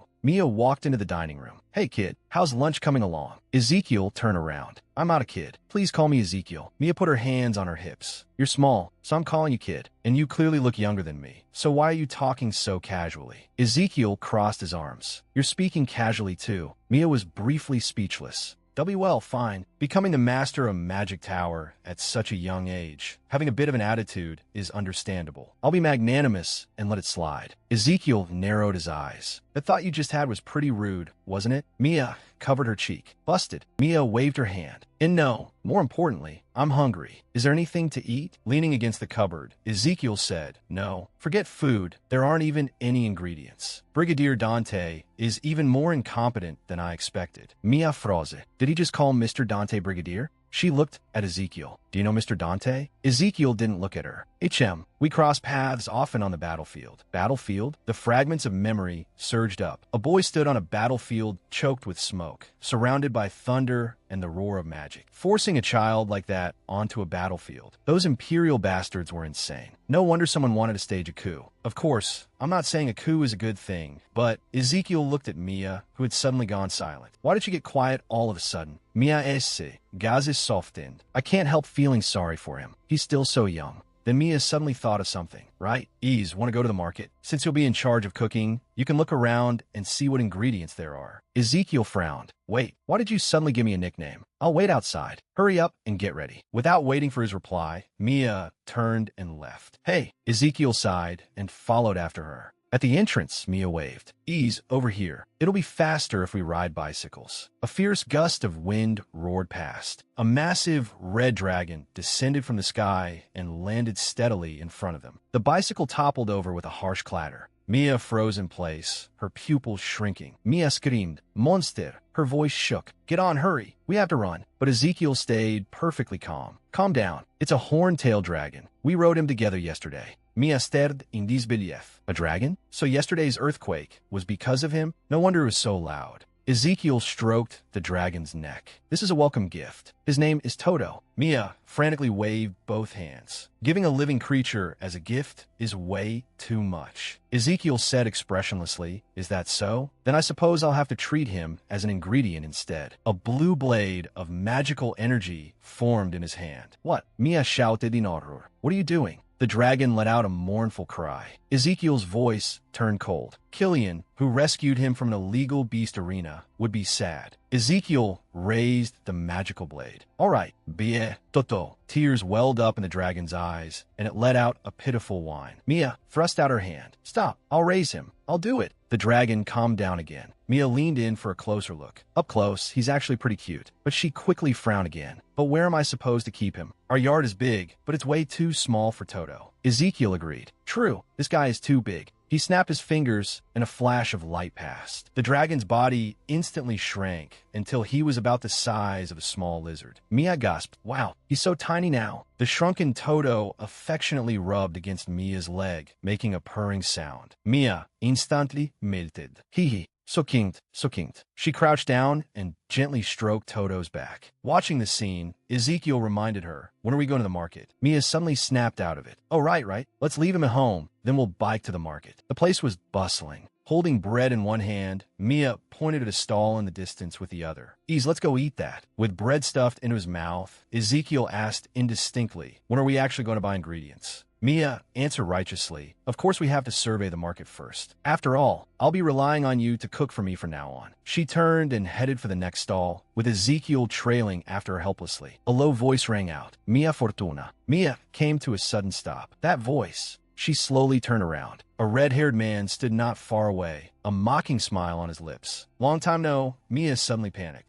I suddenly remembered I have something urgent to do, so I have to go." Ezekiel grabbed her wrist. "What nonsense are you talking about?" Mia stammered, "I think I forgot to turn off the gas. Or maybe we should go back together and check." She tried to pull Ezekiel away, but another force suddenly seized her hand. A voice sounded by her ear. "Hey, Mia Fortuna." He yanked hard, dragging Mia in front of him. "Were you planning to shamelessly pretend you didn't see me?" George Maury sneered. "It's been so long since you've seen your cousin. Aren't you happy?" What a disappointment. Mia's gaze turned icy. "There's no way I'd be happy. You were one of the nightmares of my miserable childhood." 15 years ago, 6-year-old George Maury stood with his hands on his hips. "Hey, I gave you bread. Shouldn't you thank me?" 5-year-old Omgard Maury chimed in. Yeah. 5-year-old Mia Fortuna lowered her head, clutching the piece of bread tightly in silence. George's voice turned threatening. "Want me to snatch the bread away too? That should teach you what gratitude means." Mia trembled and immediately took a bite of the bread. With her mouth full, she mumbled, "Thank you." "Thank you." George and Omgard. They burst into shrill laughter. "Huh, look at that beggar. She's eating garbage." They laughed at her like she was a street beggar. Environment can change a person easily. Even if she had the memories of an adult, they were useless when trapped in the body of a child and such a helpless situation. Then suddenly a furious shout rang out. "Mia Fortuna." Mia turned back in terror, bread filling her mouth. A woman stood in the doorway, her aunt, Gertrude Maury. She demanded sharply, "You're the one who stole it, aren't you?"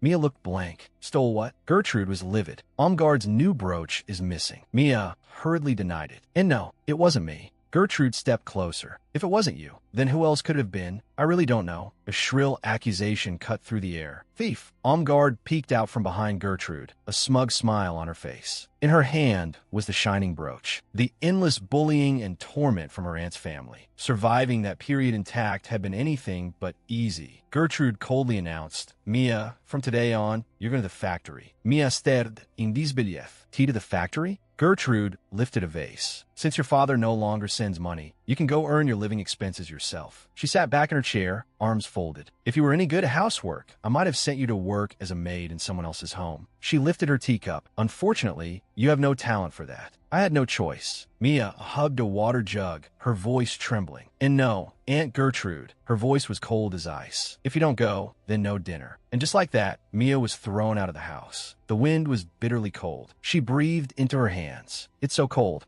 Snow fluttered down over the empty street. She walked alone, her figure thin and fragile. Mia stopped and turned her face toward the falling snowflakes. Then a voice called out, Hey, a boy in a leopard print had approached. Don't you live in a mansion over on 3rd Street? He held out a letter. This was thrown in front of your house. Mia's cheeks flushed. I can't read. The boy looked at the envelope. Really? It says, to Mia Fortuna. If this isn't your letter. Mia's pupils contracted sharply. She grabbed the boy's hand. Who was it from? Do you remember what it said? Can you read it to me? The boy hesitated. Okay. That letter was from my grandfather. No matter how hard he tried, he had been unable to contact me, so he kept trying with a faint hope. I immediately asked that child to write a reply for me, explaining my situation in detail. After receiving the letter, my grandfather immediately filed for guardianship and won. From then on, I escaped those demons and lived happily with my grandfather. But Mia hugged her grandfather's portrait, her expression sorrowful. She stood before a stone coffin and whispered, Grandfather, I'm sorry. Gertrude approached, dabbing the corners of her eyes with a handkerchief. Do you remember your aunt? You stayed with us for a while when you were little. Mia asked coldly, what are you doing here? Gertrude gave a performative sigh. Why shouldn't I come? More importantly, you've grown into such a beautiful lady. Mia remained silent. She simply held the portrait. Gertrude continued, You're of marriageable age now. Do you have someone in mind? What are you talking about? Gertrude smirked. I have an excellent match for you. A great landowner with the title of Count. This is a wonderful opportunity for you. Go on. Mia se gaze sharpened instantly. What? Gertrude looked smug. I'm the one managing your grandfather's inheritance. So you. Mia's voice turned glacial. Shut up. Gertrude froze. What? Fire burned in Mia's eyes. If you want that kind of thing, you can do it yourself. Gertrude was cowed by her aura. Ashi, what did you just say? Mia turned and walked away without a second glance. Gertrude shrieked after her, Hey, aren't you going to stop her? So I fled from them and went to the capital. I never wanted to see them again. How dare they shamelessly act like they know me? Let go. Mia shook George's hand off. George grinned. Aren't you happy to see your big brother? We used to play together so well when we were kids. Mia's eyes were full of contempt. Play with you? George spread his hands. You had fun too, didn't you? Mia se angerflerd. Was it when you shoved me down the stairs, put thumbtacks in my shoes, or stuffed a dead rat into my mouth? She stepped closer. Or when you threw me into the middle of a lake in winter? Tell me, which one was the most fun? George sneered. Those were just childish pranks. How ridiculous. Then a crisp voice rang out. Hey, finish talking? This is insane. Should I joke around too and beat you half to death? Ezekiel stepped in front of Mia. George frowned. Who's this brat? Ezekiel pointed at George. Mia, did you ignore your mother's plans for your marriage and become some rich man's mistress? He continued mockingly. Are you taking care of the young master of that house? Before he could finish speaking, a fist slammed hard into his face. Thud.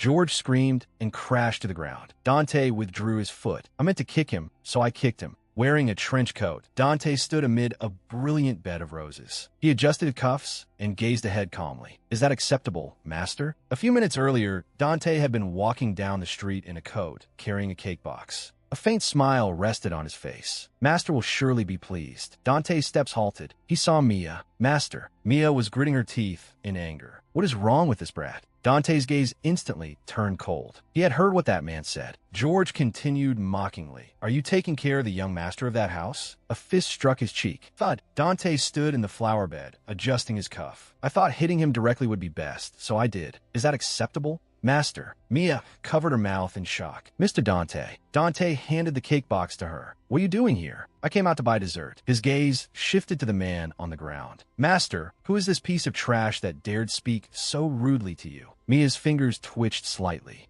He's one of my relatives. But yes, he is trash. You can hit him. George rose with a hand on his face. Why you? Who are you? He looked at Dante and Mia. Judging by how rough you are, you two must be that kind of relationship. Mia looked displeased. Looks like he still hasn't been hit hard enough. Dante shoved the cake box into Mia's arms. Master, please hold this for me. Mia blinked. HM? George was still shouting. Birds of a feather. Before he could finish, Dante grabbed him by the collar. George struggled in terror. Wait.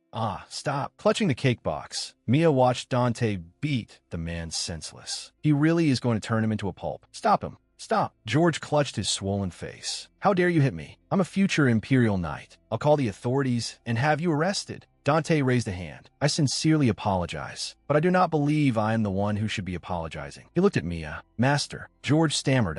He lowered his head. I'm sorry. Mia smiled. So you do know those words after all. I was starting to think you didn't understand what they meant at all. George Maury. Mia's eyes turned cold. How does it feel to be the one getting bullied? Weren't you only ever good at bullying the weak? She poked George in the forehead with a finger. How dare you touch me? George's face twisted with rage. How dare you touch me? Dante bent down close to George's face, his eyes icy. Oh, was my lesson not enough? George shuddered all over. And no, it was completely enough. I'm sorry. I spoke too harshly, and I'm sorry for bullying you too. He kept apologizing, and for pushing you down the stairs. What else was there? George suddenly snapped in humiliation. I've already apologized this much. You should know when to stop. Dante suddenly grabbed the back of his waist. George let out a scream, his legs giving way as he dropped to his knees. Mia struggled not to laugh. George actually made that kind of sound. She covered her mouth, her shoulders shaking. Dante gave a gentle smile. Master, we should be going. He placed his foot on George's back. Let's go. You're out. Mia asked curiously, by the way, what kind of cake is it? Strawberry cake. George ground his teeth. You bastards. Just wait. Ezekiel stepped in front of him. You really are hopeless. George looked bewildered. What? Ezekiel snapped his fingers. I've seen plenty of trash like you. Ezekiel kicked George in the knee, making him collapse with a scream. Looking down at him, Ezekiel said, no matter how much you beat someone, a person's nature doesn't change. Nothing will be any different. So if you dare appear before me again, this will be your fate. Ezekiel flicked his hand, and George's whole body flew away. He arced through the air. Mia and Dante stared in shock. A huge column of water shot upward. George fell out of it and slammed heavily onto the ground, choking and coughing up water. What is this? He looked up furiously at Ezekiel. You crazy brat. What did you do? Mia covered her mouth with both hands. Oh my God. She tried to suppress her laughter. Mr. Dante, I think we should throw a party today. Even the finish was perfect. Watching George get blasted by the fountain, Mia couldn't help laughing out loud. She turned around, her face glowing with happiness. Thank you both so much, really. Ezekiel turned his face away. I wasn't helping you. I was merely administering punishment from a neutral standpoint. Dante adjusted his collar. I was only fulfilling my duty as well. Light shimmered in Mia's eyes. Still, no matter what, thank you. Thanks to Mr. Dante and Ezekiel, I was able to stand up to George today without any fear. Looking back, there were many people in the past who had been kind to me too, like the small kindness of that child back then, which led me to my grandfather and to happiness. The life I have now was built from those little acts of kindness, one by one, just like today. The three of them walked away, bathed in the glow of the setting sun. Mia's voice was bright. The cake survived better than I expected. Let's have it for dessert. Ezekiel, have you decided tonight's menu yet? Walking in the middle, Ezekiel said, I have a general idea. The next morning, Mia stood outside the mansion, her stomach full. But for someone who had volunteered to be the cook, Ezekiel's cooking was truly awful. Ezekiel had confidently declared that cooking was all about instinct. The result had been Mia screaming from the side, Ezekiel, please use your magic properly. Mia sighed. I thought that since he applied to be a cook, he must be amazing. Turns out I was completely fooled. Still, he said he'd keep practicing, so I'll give him one more chance. She took a letter out of her pocket. More importantly, I found this in the mailbox. No matter how I look at it, I can't understand what's written. I need to find someone to read it for me. Holding the letter, Mia looked around. Then a familiar figure came into view. Mr. Matthias is here. Perfect timing. Matthias stood beside the rose bushes, tall and straight. Mia excitedly lifted the letter. Mr. Matthias, I need... Matthias cut her off coldly. No. His expression was completely flat, like an iceberg. Mia's raised hand froze midair. I haven't even said anything yet. Matthias crossed his arms. You want me to help you read a letter, don't you? How dare you ask me to read aloud for you? Mia looked innocent. Oh, is that not allowed? He answered firmly. No. Mia lowered her gaze to the letter in her hand. He's so determined, but I can't let a rare opportunity like this slip away. Mia lifted her head, her eyes resolute. If you won't read the letter, then answer another question for me. The philosopher's stone I asked you about before is in your hands, isn't it, Matthias? Matthias's expression did not change at all. Mia pressed a hand to her chest, sounding urgent. If it concerns this mansion, then as the manager, I should know about it too. Matthias said nothing. He merely looked at her in silence. The philosopher's stone is not something one possesses. It is inherited. Those who are not chosen cannot use it, nor can they ever know its form or where it lies. Mia looked surprised. So, Mr. Matthias, does that mean even you don't know where it is? Matthias's gaze turned colder. I have wasted too much precious time. He abruptly turned and walked away. Mia hurried after him. Hey, don't just walk away in the middle of a conversation. Tell me properly. Mia crossed her arms. Honestly, he's always doing whatever he wants. She headed toward the kitchen. Dante was washing dishes, each plate polished bright and clean. Perfect. I'll have Dante help me read it. Mia entered the kitchen. I'll help too. Dante turned at the sound of her voice. HM. He smiled faintly. No need. I can manage by myself. Mia snatched a plate away. Don't be so formal. She forced her way beside Dante. Master, you really should get some rest.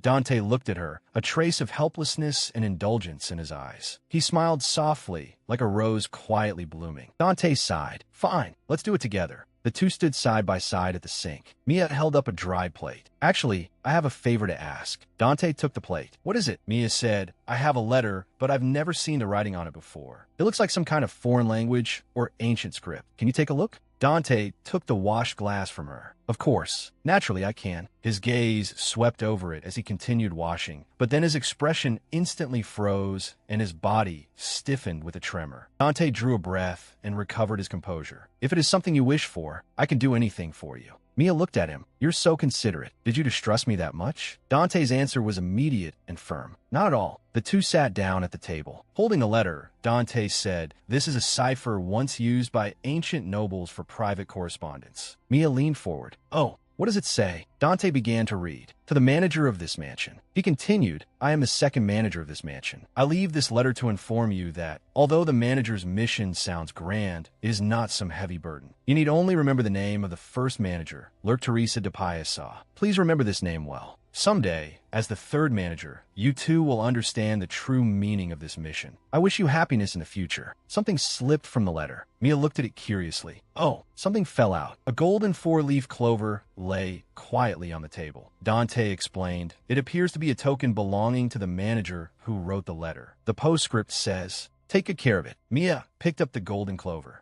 A manager's token? Dante looked at Mia. So this letter was simply a handover note, right? It asks us to remember the first manager. Mia softly repeated the name. Lirk Teresa de Piazza. Then, the portrait in the underground chapel must be the first manager. She turned to Dante. Dante, how much do you know about this Lurk? Dante lifted his teacup and took a sip. Yes. I know that long ago, he was of royal blood, but the history books record him as a cruel villain who tortured countless people to death. Perhaps that is why the word Payasaw later came to mean a man-eating bird. Mia looked puzzled, but the title of that painting in the chapel was Throne of Peace, so I thought he was some kind of saint. Dante set down his cup. He was once called the messenger of God, so you're not entirely wrong. But they say that one day he made a contract with a demon and began harming the world. Mia's eyes were full of doubt. Really? Dante replied evenly. It's hard to say. The older history becomes, the easier it is for it to be distorted. Even the records about him may be false, just like the rumors that call you Master, a witch who commands a black demon. A black demon? Mia cried out. Dante gave an embarrassed smile. That would be me they're referring to. Mia held her forehead. Then the historical record about Lurk himself may also be false. Are there any records left of the descendants of the Payasaw family? Dante's gaze deepened. None. At the time, the royal line and collateral branches were all executed. Nothing was left behind. They were completely erased. The last royal descendant remained alone in this mansion. Mia gazed into the distance. Miss Lurk, was she lonely? Dante lightly tapped his fingers against the table. HM, Mia said softly, when I first came here, I felt a little lonely too. Dante looked at her. Were you very lonely? His gaze lowered. Mia immediately added, I'm fine now. She lifted her teacup with a bright smile. Because you're here with me. Dante, Dante's eyes widened slightly as he stared at her. That makes me very happy, he said softly. Mia froze for a moment. The thought that I'm no longer lonely because of him made her heart warm. A gentle smile spread across Dante's face. That truly makes me very happy. He made a solemn promise. I will stay by your side for the rest of my life, so that you will never feel lonely again. Mia closed her eyes, her face full of happiness.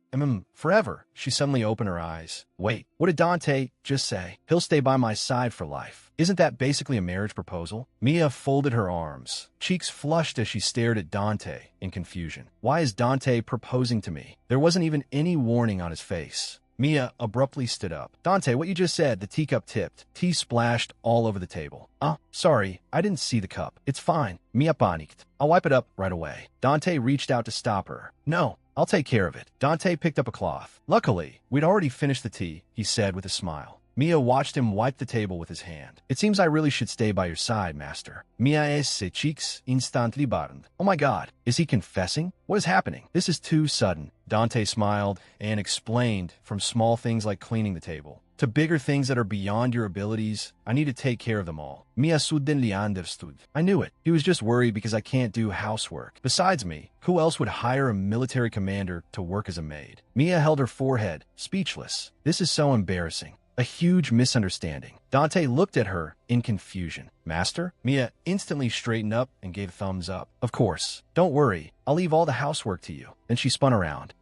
I suddenly remembered I have something urgent to take care of. I'm going upstairs first. Mia fled up the stairs as if escaping. I'll leave the rest to you. Dante stood where he was, watching her disappearing back. Master, leaning against the door, Mia's heart pounded wildly. Dante's charm is too dangerous. I almost got swept away. At first, I only wanted to draw a clear line between us, but now I don't even understand myself anymore. Confusion was reflected in Mia's green eyes. Maybe I'm just afraid of ending up all alone again. Night spilled through the curtains into the silent room. Killian spoke. After observing them for the past few days, what do you think? Ezekiel replied with a question. What about you? Killian's voice came from beneath the helmet. I don't think they're the sort of people who would say such things. More importantly, Toto likes following them so much. They seem like good people. Ezekiel's voice rang out with a note of reproach. You fool. Have you forgotten that horn-tailed beasts only follow those stronger than themselves? Killian straightened at that. That's true, but Ezekiel snapped. Wake up, Killian. They said that thing is not something humans seek out. It comes to find them on its own. Unnoticed, a disaster descends, slowly approaching and devouring everything. So don't be deceived by appearances. Ezekiel's eyes were sharp. If you notice even the slightest sign, you know what to do. Killian lowered his head. Yes, I will obey the order. The following afternoon, an angry shout tore through the quiet. Hey, Toto, you dragon. Mia was in the vegetable garden, furious. Stop eating my cabbages. Mia stood with her hands on her hips. These are crops I've tended with great care. I worked hard to get this patch of land. What if it gets ruined? The little red dragon tilted his head and made an innocent sound. Mia grabbed him by the scruff. Don't think acting cute will save you.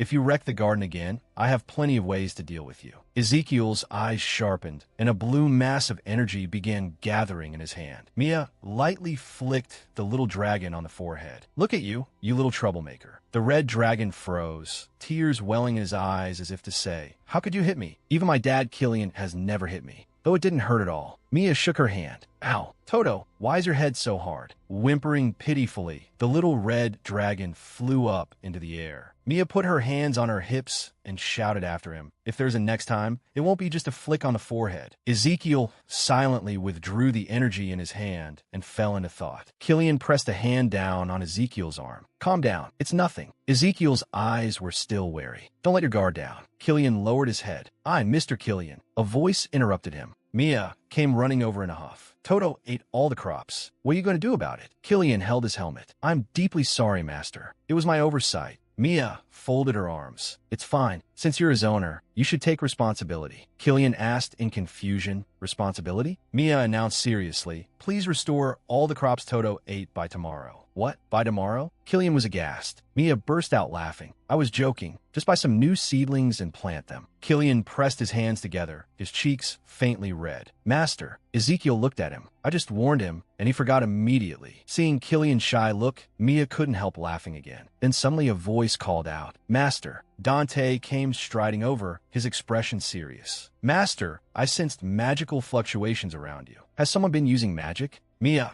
hurriedly waved both hands. And no, no one. Could it be that you sensed wrong? Dante's blue eyes swept over Ezekiel. Is that so? Ezekiel's eyes flickered. Is something wrong? He looked away. No, nothing. Dante smiled. More importantly, Master, you have visitors. Mia touched her lower lip with one finger. No one should be coming to see me. Dante's voice fell. They claim to be your aunt and uncle. Mia's pupils shrank sharply, her hand unconsciously clenching. Those people came. Did that bastard George tell them where I was? Dante looked at her pale face. You look unwell. Shall I send the guests away for you? Mia took a deep breath. No, I have to face them and make sure they never dare come back again. Dante gave a slight nod. Understood. Even so, Mia lowered her eyes. She had no confidence in facing those two people alone. With her head lowered, Mia nervously rubbed the ground with the tip of her shoe. She looked up, a hint of hope in her eyes. Mr. Dante, can you come with me? Mia grabbed Dante's sleeve, her fingers tightening slightly. This feels like it could get interesting. A glint flashed through Dante's blue eyes. He spoke gently. I promised that I would always stay by your side. Dante gently took Mia's hand, wrapping his palm around her trembling one. The uneasy shaking stopped. Mia lifted her tearful eyes and softly said, "Thank you." Ezekiel stood in the distance, watching Mia and Dante walk away side by side. He said nothing. His lips were pressed tight, his gaze complicated. Mia and Dante arrived at the grand gates of the mansion. Her aunt's voice was sharp and grating. Goodness, look at this house. How on earth is she living in a place like this? Her uncle chimed in. Exactly. Could George have been right? Did she become someone's mistress? Her aunt replied coldly. Forget that. We have to take her with us today. Her uncle adjusted his collar. And you need to do your part too. You were the one who ran your mouth at the funeral. Mia stood just inside the gate, her eyes icy. What are you doing here? Her aunt fanned herself, plastering on a fake smile. Mia, have you been well?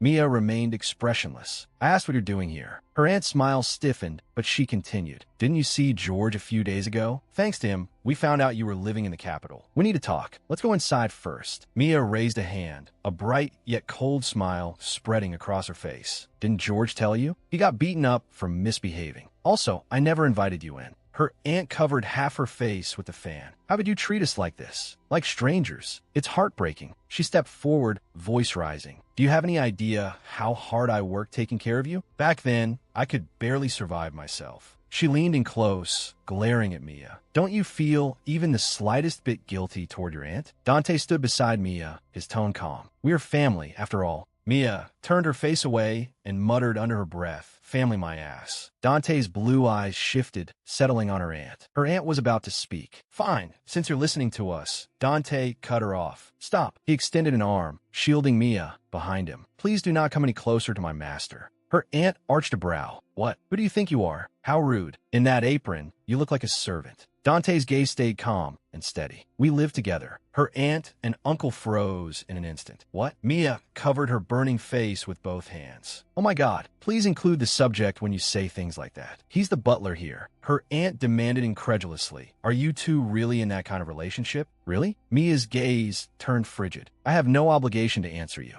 Her aunt's face darkened. Watch your tongue. Didn't you just say we were family? Mia let out a cold laugh. No, my only family was my late grandfather, so we won't be seeing each other again. Her aunt suddenly grabbed Mia's wrist. Mia, a greedy look spread over her face. That count we mentioned before is still willing to marry you. It's a powerful, influential family. You have no reason to refuse. I see. Mia understood at once. So that was why they had suddenly shown up today. Mia violently shook off her aunt's hand. If the match is so good, why don't you send your own daughter? Why are you so determined to push me into it? Her aunt's voice grew shrill. Mia Fortuna. They want you. If you go, they'll help George get into the academy. They'll also help Ermengarde enter high society. How can you refuse? Mia's eyes turned even colder. She said each word clearly. If you want to save your family, start by getting your husband off drugs. Her uncle's face instantly turned red. What? Mia didn't back down in the slightest. Heavy drinking, gambling, reckless spending. The people ruining your children's future are me. It's the two of you. Her uncle, furious, raised his hand. You crazy. Mia's pupils shrank. Dante moved in a flash. He kicked her uncle in the back, knocking him to the ground. His voice was ice cold. I warned you not to come any closer. Her aunt shrieked in terror. Dear, are you all right? Her uncle writhed in pain. My back. Her aunt rounded on Dante in rage. What do you think you're doing? Mia spoke calmly. I already warned you. Her aunt glared viciously at Mia. You damn girl, you're impossibly stubborn. Girls as hard-headed as you're the worst. She screeched. Do you think any man in this world other than that family would ever want you? Dante's voice rang out. There's one. His firm gaze fell on Mia. I would take her, so stop your pointless worrying. Mia turned back in shock. Dante, that's not what we agreed on. He couldn't help laughing. Mia's face was full of confusion. Her aunt smiled smugly. Mia, unfortunately, you can't marry that man. Under church law, anyone under 21 needs their guardian's approval. You're only 20, and we are your legal guardians. Do you think we'd approve this marriage? Mia's expression froze instantly. Mia clenched her fists. Damn church law. If this kept up, they really might drag her away by force. Dante spoke calmly. Then we'll marry in a year. Mia stared at him in disbelief. What? Dante's tone remained gentle. Delaying the engagement won't be a problem. I will respect Mia's choice. Her aunt trembled with rage. You, she screamed hysterically. Shut up. Trash of low birth like you dares play tricks? You're only after her inheritance, aren't you? Mia had had enough. Enough. That's enough. Be quiet. Is this any way for adults to behave? She stepped in front of Dante. Stop being so rude. This man is a noble of high standing. Her aunt looked unconvinced. Don't make me laugh. What noble wears an apron and pretends to be a servant? Her uncle leaned over and whispered to her, Dear, that man isn't really a noble, is he? How could Mia possibly afford a house like this? Is he really a noble? Dante's face was calm in the light. Her aunt narrowed her eyes. If you really are a noble, then you must have received an invitation to the Imperial Founding Day Ball. She snapped her folding fan shut with a crisp crack. Right? Dante answered evenly. That's right. She opened the fan again, hiding half her face. Oh, then this time, you'll be attending with our Mia, won't you? Since she's your fiancée, you'll naturally introduce her to high society, yes? Standing beside Dante, Mia went stiff. She's trying to force a commoner to appear as a noble's fiancée.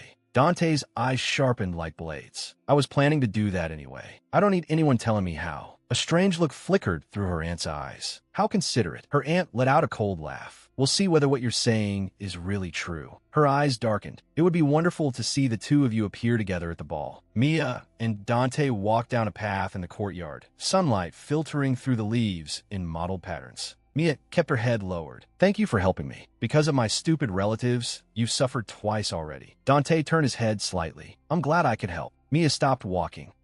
And you don't have to go to the ball with me. I don't want to cause you trouble because of me. Dante stopped as well. I need to go at least once, so it's fine. He turned to her. Have you never been before? Dante lowered his eyes. There was never anyone I want to go with. Mia looked puzzled. Huh? He smiled and waved it off. If you wanted one, you'd have a line of partners waiting. How could there be no one you wanted to go with? Dante looked away. Wanting to go with someone and being popular are two different things. He stepped closer. But now I do want to go. A gentle smile spread across Dante's face. I already even have a partner. Mia stared at him blankly. Sunlight pierced through the leaves, coating him in a soft glow. He lowered his head. I've never been to that kind of ball before. Dante's smile deepened. It would be my honor to share your first time. Mia looked up, her eyes full of worry. Is it really okay if rumors spread that we're engaged? She clasped her hands in front of her. I'm just a commoner. I don't even have any talent. She grabbed Dante's sleeve. Master, as your partner, am I not good enough? Dante's expression softened. That's not it. Dante smiled faintly. Don't worry. I won't wear an apron. Mia murmured, apron. In her imagination, Dante in an apron shone brilliantly like a hero making his entrance. Mia hurriedly waved her hands. No, that's not what I meant. I mean, once you really do get engaged, what are you going to do about all the rumors? She gave a self-mocking laugh. That's funny. Dante cut her off. Then let's really get engaged. Mia froze. What? Dante lowered his gaze and looked at her. Mia lifted her head. Dante, could it be? She clasped her hands together, looking hopeful. If it's for cleaning, don't worry. I'll come over regularly and mess up your house for you. It was basically a declaration of sabotage. Dante covered his mouth, trying hard not to laugh. No, not that. Mia looked confused. Then what do you mean? Dante explained. Since I went on leave, I've been receiving even more marriage proposals. If I introduce you as my fiancé at the Founding Day celebration, that problem will be solved too. Mia suddenly understood. So, you mean a strategic engagement where both sides get what they need? Dante nodded. Exactly. Mia bit her finger. But getting engaged to the male lead this easily. Is that really okay? I don't mind, but once the heroine appears, things will get chaotic. Dante saw through her hesitation. If you're unsure, you can refuse that wish, or save it and use it later. A memory flashed through Mia's mind. Dante had once promised her a wish, so that's what he meant back then. She clenched her fists, eyes firm. All right, in that case, let's put on a proper act at the ball. Mia added excitedly. Later, if we each find true love, we'll break off the engagement right away. A faint smile curved Dante's lips. When that time comes, I'll destroy that person. Mia grinned brightly. Right? Breaking off an engagement is way better than getting divorced. Wait. The smile instantly vanished from her face. Huh. Mia hurried after Dante. Dante, did you just say destroy? Let's go home. No, you can't destroy people. Were you even listening? Dante turned his face slightly, a trace of slyness hidden in his smile. If you don't like destroying them, should I save that wish for next time? Mia looked at his suspicious smile and felt a chill. If she didn't use up that wish now, he'd definitely ask for something even stranger later. She made up her mind. No, I'll use it right now. Mia straightened up, her eyes resolute. I want this. Dante's smile softened. Good. He gazed at Mia. Let's get engaged. Mia held up a tiny red dragon in both hands, gently squishing its soft cheeks. The baby dragon purred contentedly. Mia sat on a bench in the garden. The baby dragon sprawled across her lap. Not far away, Matthias was leisurely reading a book. A contract engagement. I agreed in a moment of impulse. But is this really okay? It's been so long since I read the original story. I can't remember much, but I do know that one of the main characters, Dante Van Dyck, was always in conflict with the protagonist. There is always a strange tension between the two of them. They might meet at the Founding Day celebration. Mia looked down at the baby dragon. It let out a soft whimper. If Mr. Dante meets the heroine, maybe he'll give her his heart like in the original story. Then a background extra like me won't have anything to do with him anymore. The others will naturally leave too. Mia stood alone in the empty hall, the lights stretching her shadow long. It'll just be me alone again. No, that's fine, as long as I don't get tangled up with the villain. Think positive. Think positive. Mia watched the baby dragon flit about contentedly. She took a deep breath. First, I need to solve the problem in front of me. She abruptly jumped to her feet and rushed toward a man buried in thought. Mr. Matthias, please teach me noble speech. Matthias lowered the newspaper, looking baffled. That's sudden. What are you talking about? Mia clasped her hands together, her voice earnest. In the end, I really am going to the Founding Day ball. What if I can't understand what the nobles are saying? Matthias sighed. Fine, then let me ask you a question. He pushed up his glasses. Suppose a young lady prepares food for you and says, I hope this dish suits your taste. How should you answer? Mia tilted her head in thought. I eat anything, so it's fine. Matthias pressed a hand to his forehead. I had thought elegance and dignity were innate. Apparently not. Just like how you can't do housework. Mia looked blank. What do you mean elegance and dignity are innate? Matthias folded his arms. That answer is wrong. He continued explaining. The correct answer is, since it is a dish recommended by the lady herself, it must be delicious. What she really meant was that you are a country commoner and she's mocking you. Mia suddenly understood and covered her mouth. So she was saying, this is refined food a country bumpkin like you has never seen before. It probably won't suit someone as lowly as me. Noble speech is terrifying. Matthias added, of course, there are many possible responses. But if you call it a dish she recommended, she can no longer belittle the dish itself. Mia drooped. Thinking about all that while eating is way too hard. Matthias went on at length. Noble speech is all about etiquette and subtext, especially at banquets and balls. You must be quick enough to catch and answer it. Otherwise, you'll be pushed aside. Mia's head spun from listening. She decided to give up. I'll ask someone else. She turned and walked across the courtyard, spotting a knight in full armor. Mia's eyes lit up and she hurried over. Mr. Killian. She waved with a smile. I have something I want to ask you. The knight turned around, his voice muffled beneath his helmet.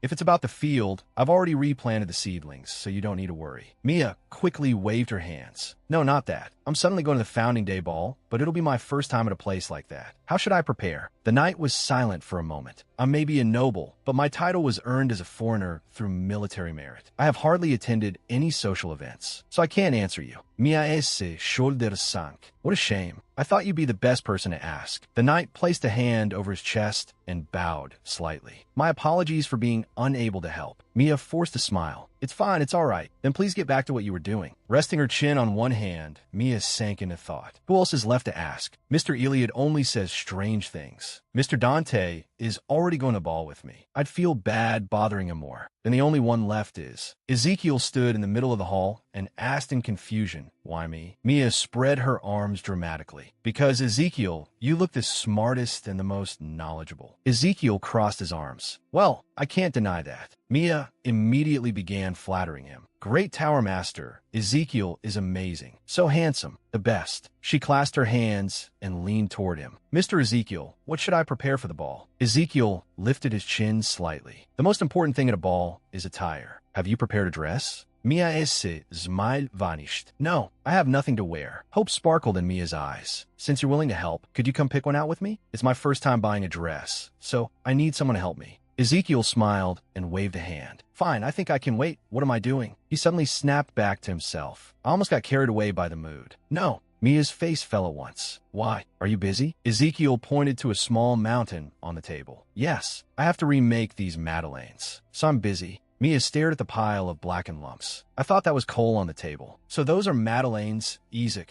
Ezekiel walked over to the table. It seems you've been trying to bake bread lately. Wouldn't it be easier to use magic? Ezekiel shook his head. I won't use magic. I've decided that at least food should be made with my own 2 hands. He picked up a burnt madeleine, his expression firm. Ezekiel lowered his eyes. But because I'm not using magic, I keep failing. I've never allowed myself to fail before. He lifted his head, his gaze sharp. Without magic, I feel like a worthless piece of trash. Mia looked at him, and she suddenly understood. Could it be he was tired of the endless expectations that came with being called a genius? Was that why he wanted to give up magic and accomplish something through his own efforts? Mia turned sharply and started walking. She walked up to Ezekiel and took his hand. Let's go. Mia looked at him. Usually, everyone gains experience by making mistakes over and over again. It's the same whether you're ordinary or special. Mia held Ezekiel's hand, her eyes gentle but firm. Real failure is hiding your mistakes, ignoring the problem, and then giving up. But Ezekiel, you're facing the promise you made to yourself and continuing to challenge it. Just that alone means you're already halfway to success, isn't it? A warm smile bloomed on her face. Ezekiel stared at her without saying a word. Then he said, "You really do know how to say things that make sense. I comforted you nicely, and that's your response?" She pressed again. So, are you really not coming with me to buy clothes? Ezekiel took a deep breath. No, since someone said I'm already halfway successful, I should make it a real success. So, he pointed toward the door. Get out. Mia was suddenly shoved outside. Clinging to the doorframe, she refused to leave. Don't be like that. Come with me. Mr. Ezekiel. Ezekiel stood inside the doorway, his bangs hiding his eyes, saying nothing. His cheeks were slightly red, and his expression was complicated as he stared ahead. Mia stood alone in the hall with her hands on her hips, sighing. Do I really have to go alone? That just leaves Mr. Eliot. But that demon is a little master. A voice suddenly rang out. Mia spun around to see Eliot's radiant smile. Master. Mia looked startled. Mr. Eliot, where did you suddenly come from? He elegantly adjusted his glasses. I heard everything. I am truly hurt. Mia looked at him, puzzled. What are you disappointed about? Eliot explained with a smile. I heard you've been asking around about noble etiquette.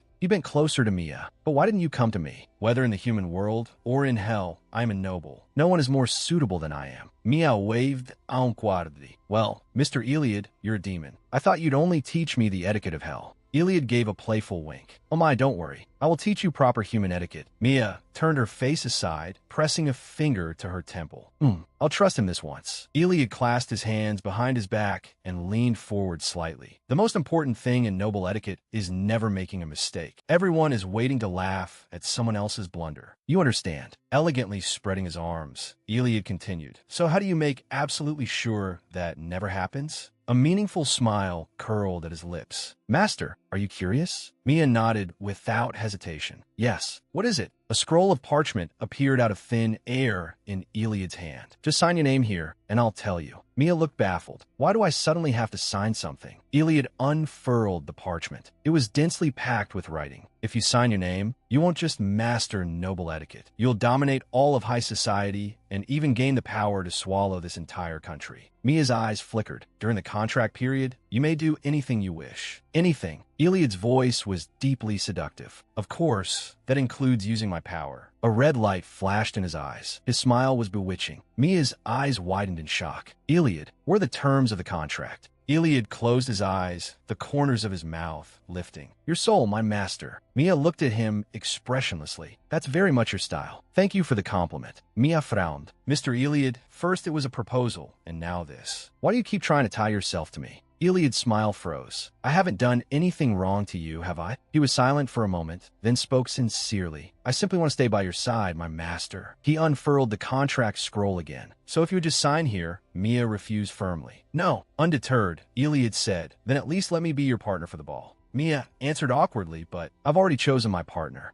Iliad's smile stiffened. A thought flashed through his mind. Then you'll have to sign here. I said I'm not signing. Then I'll be your partner. Mia, try to argue. I really don't understand why I have to choose between the two of you. Dante suddenly appeared and pulled Mia behind him in one swift motion. Master's partner is me. Mia looked at him in surprise. Dante. Iliad adjusted his tie, his smile unchanged. We're only pretending to be engaged. It shouldn't matter who her dance partner is, should it? He continued, I was the one who stood before Master's relatives, so naturally I should be the partner. I could even alter their memories a little if necessary. Dante crossed his arms over his chest. His expression turned stern. Unless it's part of a contract, you are not allowed to tamper with human minds as you please. Iliad gave a soft laugh, as expected of the former commander. You know quite a lot. Dante and Iliad faced off, invisible sparks seeming to fly between them. Stuck in the middle, Mia looked utterly lost. What is this atmosphere? Dante broke the stalemate. Fine, then we'll settle it this way. Iliad adjusted his monocle. Whoever chooses Master's ball gown will be Master's partner. Mia looked dumbfounded. What are you two suddenly talking about? Iliad turned to her. Master, you don't have a gown for the ball yet, do you? How did you know that? Because modesty is one of your charms, Master. Isn't that just an insult in disguise? That demon bastard. Mia sat on the sofa, looking troubled. Fine, if you both help me choose one.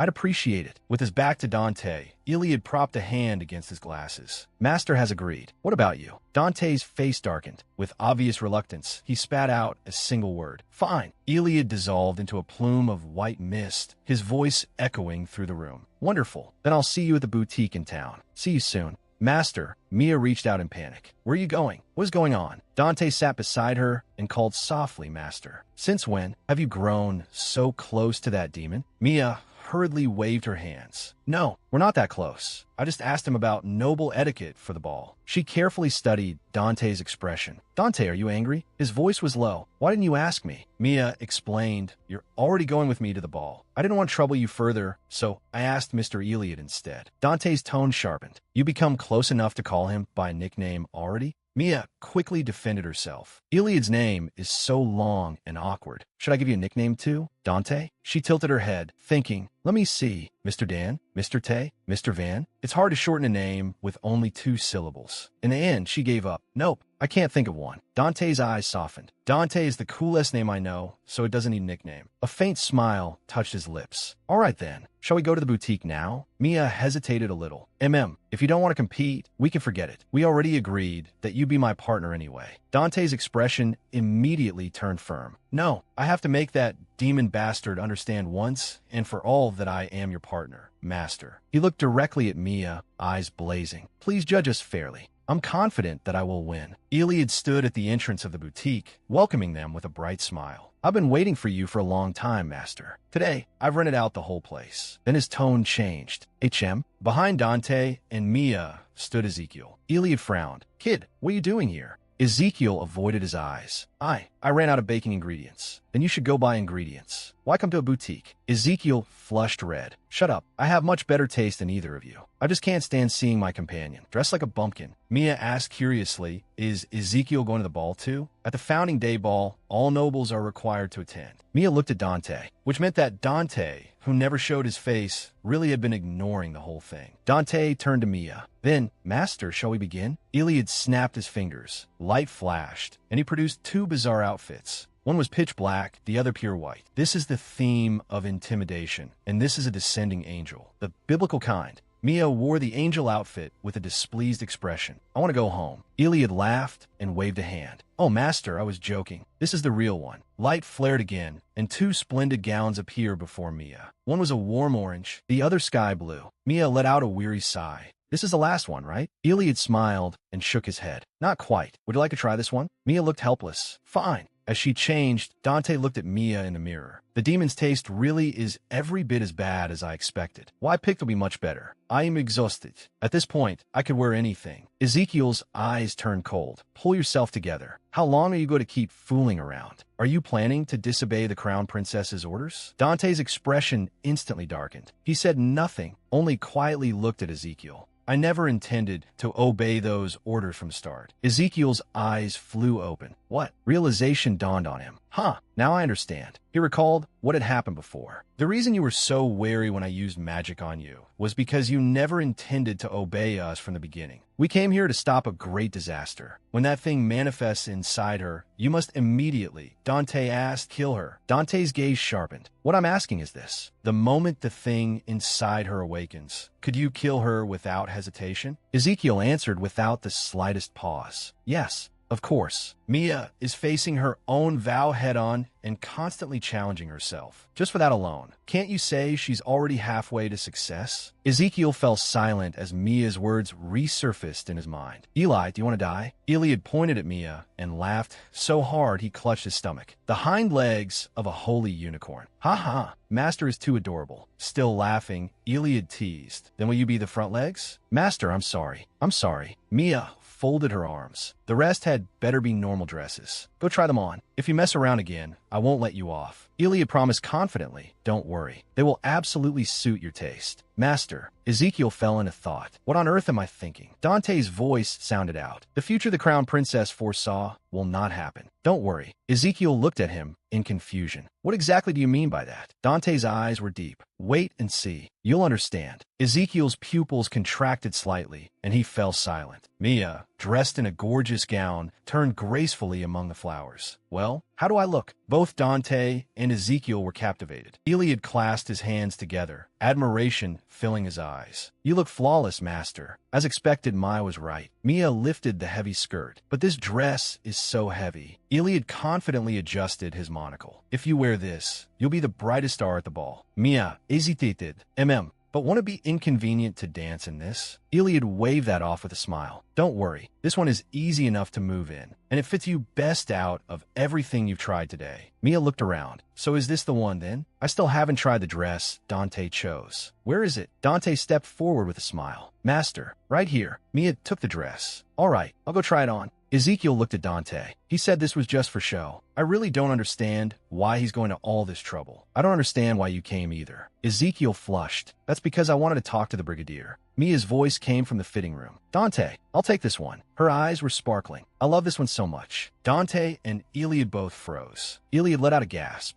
Dante crossed his arms. I knew it. Mia turned to Iliad. The last one was beautiful too, but I like this one best. If there's another chance, I'll wear the one you picked next time. Iliad touched his monocle. Master, what kind of dress could you possibly like this much? Dante crossed his arms, his tone calm. A style that suits her taste perfectly. It seems the winner has been decided. Iliad gave an elegant wave. Very well, I concede. Then go and be an excellent partner. There are other ways. After all, he vanished in a swirl of white smoke. Mia let out a long breath. All right, let's go home. She looked around. Where's Eli? Dante answered calmly. He admitted defeat to me and left. With her back to Dante and Ezekiel, Mia said honestly, after hearing what you said, Dante, I really was planning to judge fairly, but I just love the last one too much. Now I kind of feel bad for Eli. He worked so hard helping me pick one. Dante smiled and comforted her. Demons like being tormented, so it's fine. Mia turned around, looking skeptical. I really don't think that's true. Dante smiled again. Now that we've chosen the dress, let's go back and begin special training. Mia looked horrified. SP special training? Count down 5 days. The special training included social etiquette, ballroom dancing, and analyzing upper-class jokes. Countdown 2 days. Basic physical training and flexibility exercises. Dante ran beside her. Just 5 more laps. Mia pante Davidi. Looking completely confused. Countdown 1 day. Self-defense and sword training. Mia swung a practice sword at a wooden post. The post snapped clean in two. Even she was stunned. Why am I swinging a sword? Weren't we just learning noble etiquette? Dante explained with a smile. To endure the noble's malice, both your mind and body must be strengthened. He urged her on. All right, hurry. Covered in pain relief patches, Mia replied weakly, yes, sir. After grueling special training, the day of the ball finally arrived. Ezekiel and Killian were waiting outside the mansion. Ezekiel looked a little impatient. Why isn't she out yet? Killian replied calmly. Ladies.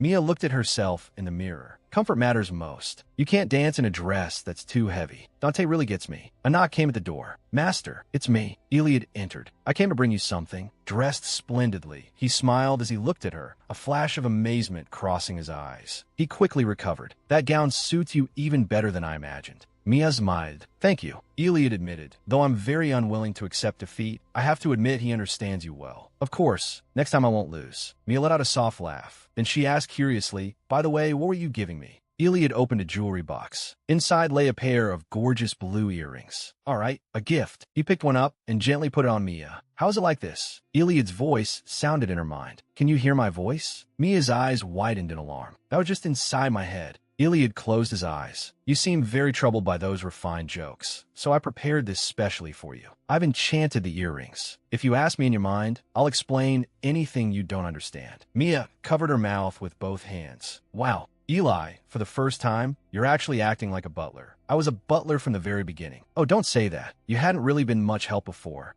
That's hurtful. Don't be sad over something so small. Everyone seems to have been waiting for a while. Let's go downstairs. Dante, dressed in a dark blue suit, was waiting among the flowers. His eyes were full of admiration. Master, you look beautiful today. Mia smiled back. Dante, you look handsome today too, though I thought you'd dress more extravagantly for a banquet. Of course, you're always handsome. Dante adjusted his tie. To match your outfit, I dress comfortably as well. Dante extended his hand. Well then, shall we go? Mia took his hand. All right, let's go. Suddenly, Killian stepped in front of them. Mia looked baffled.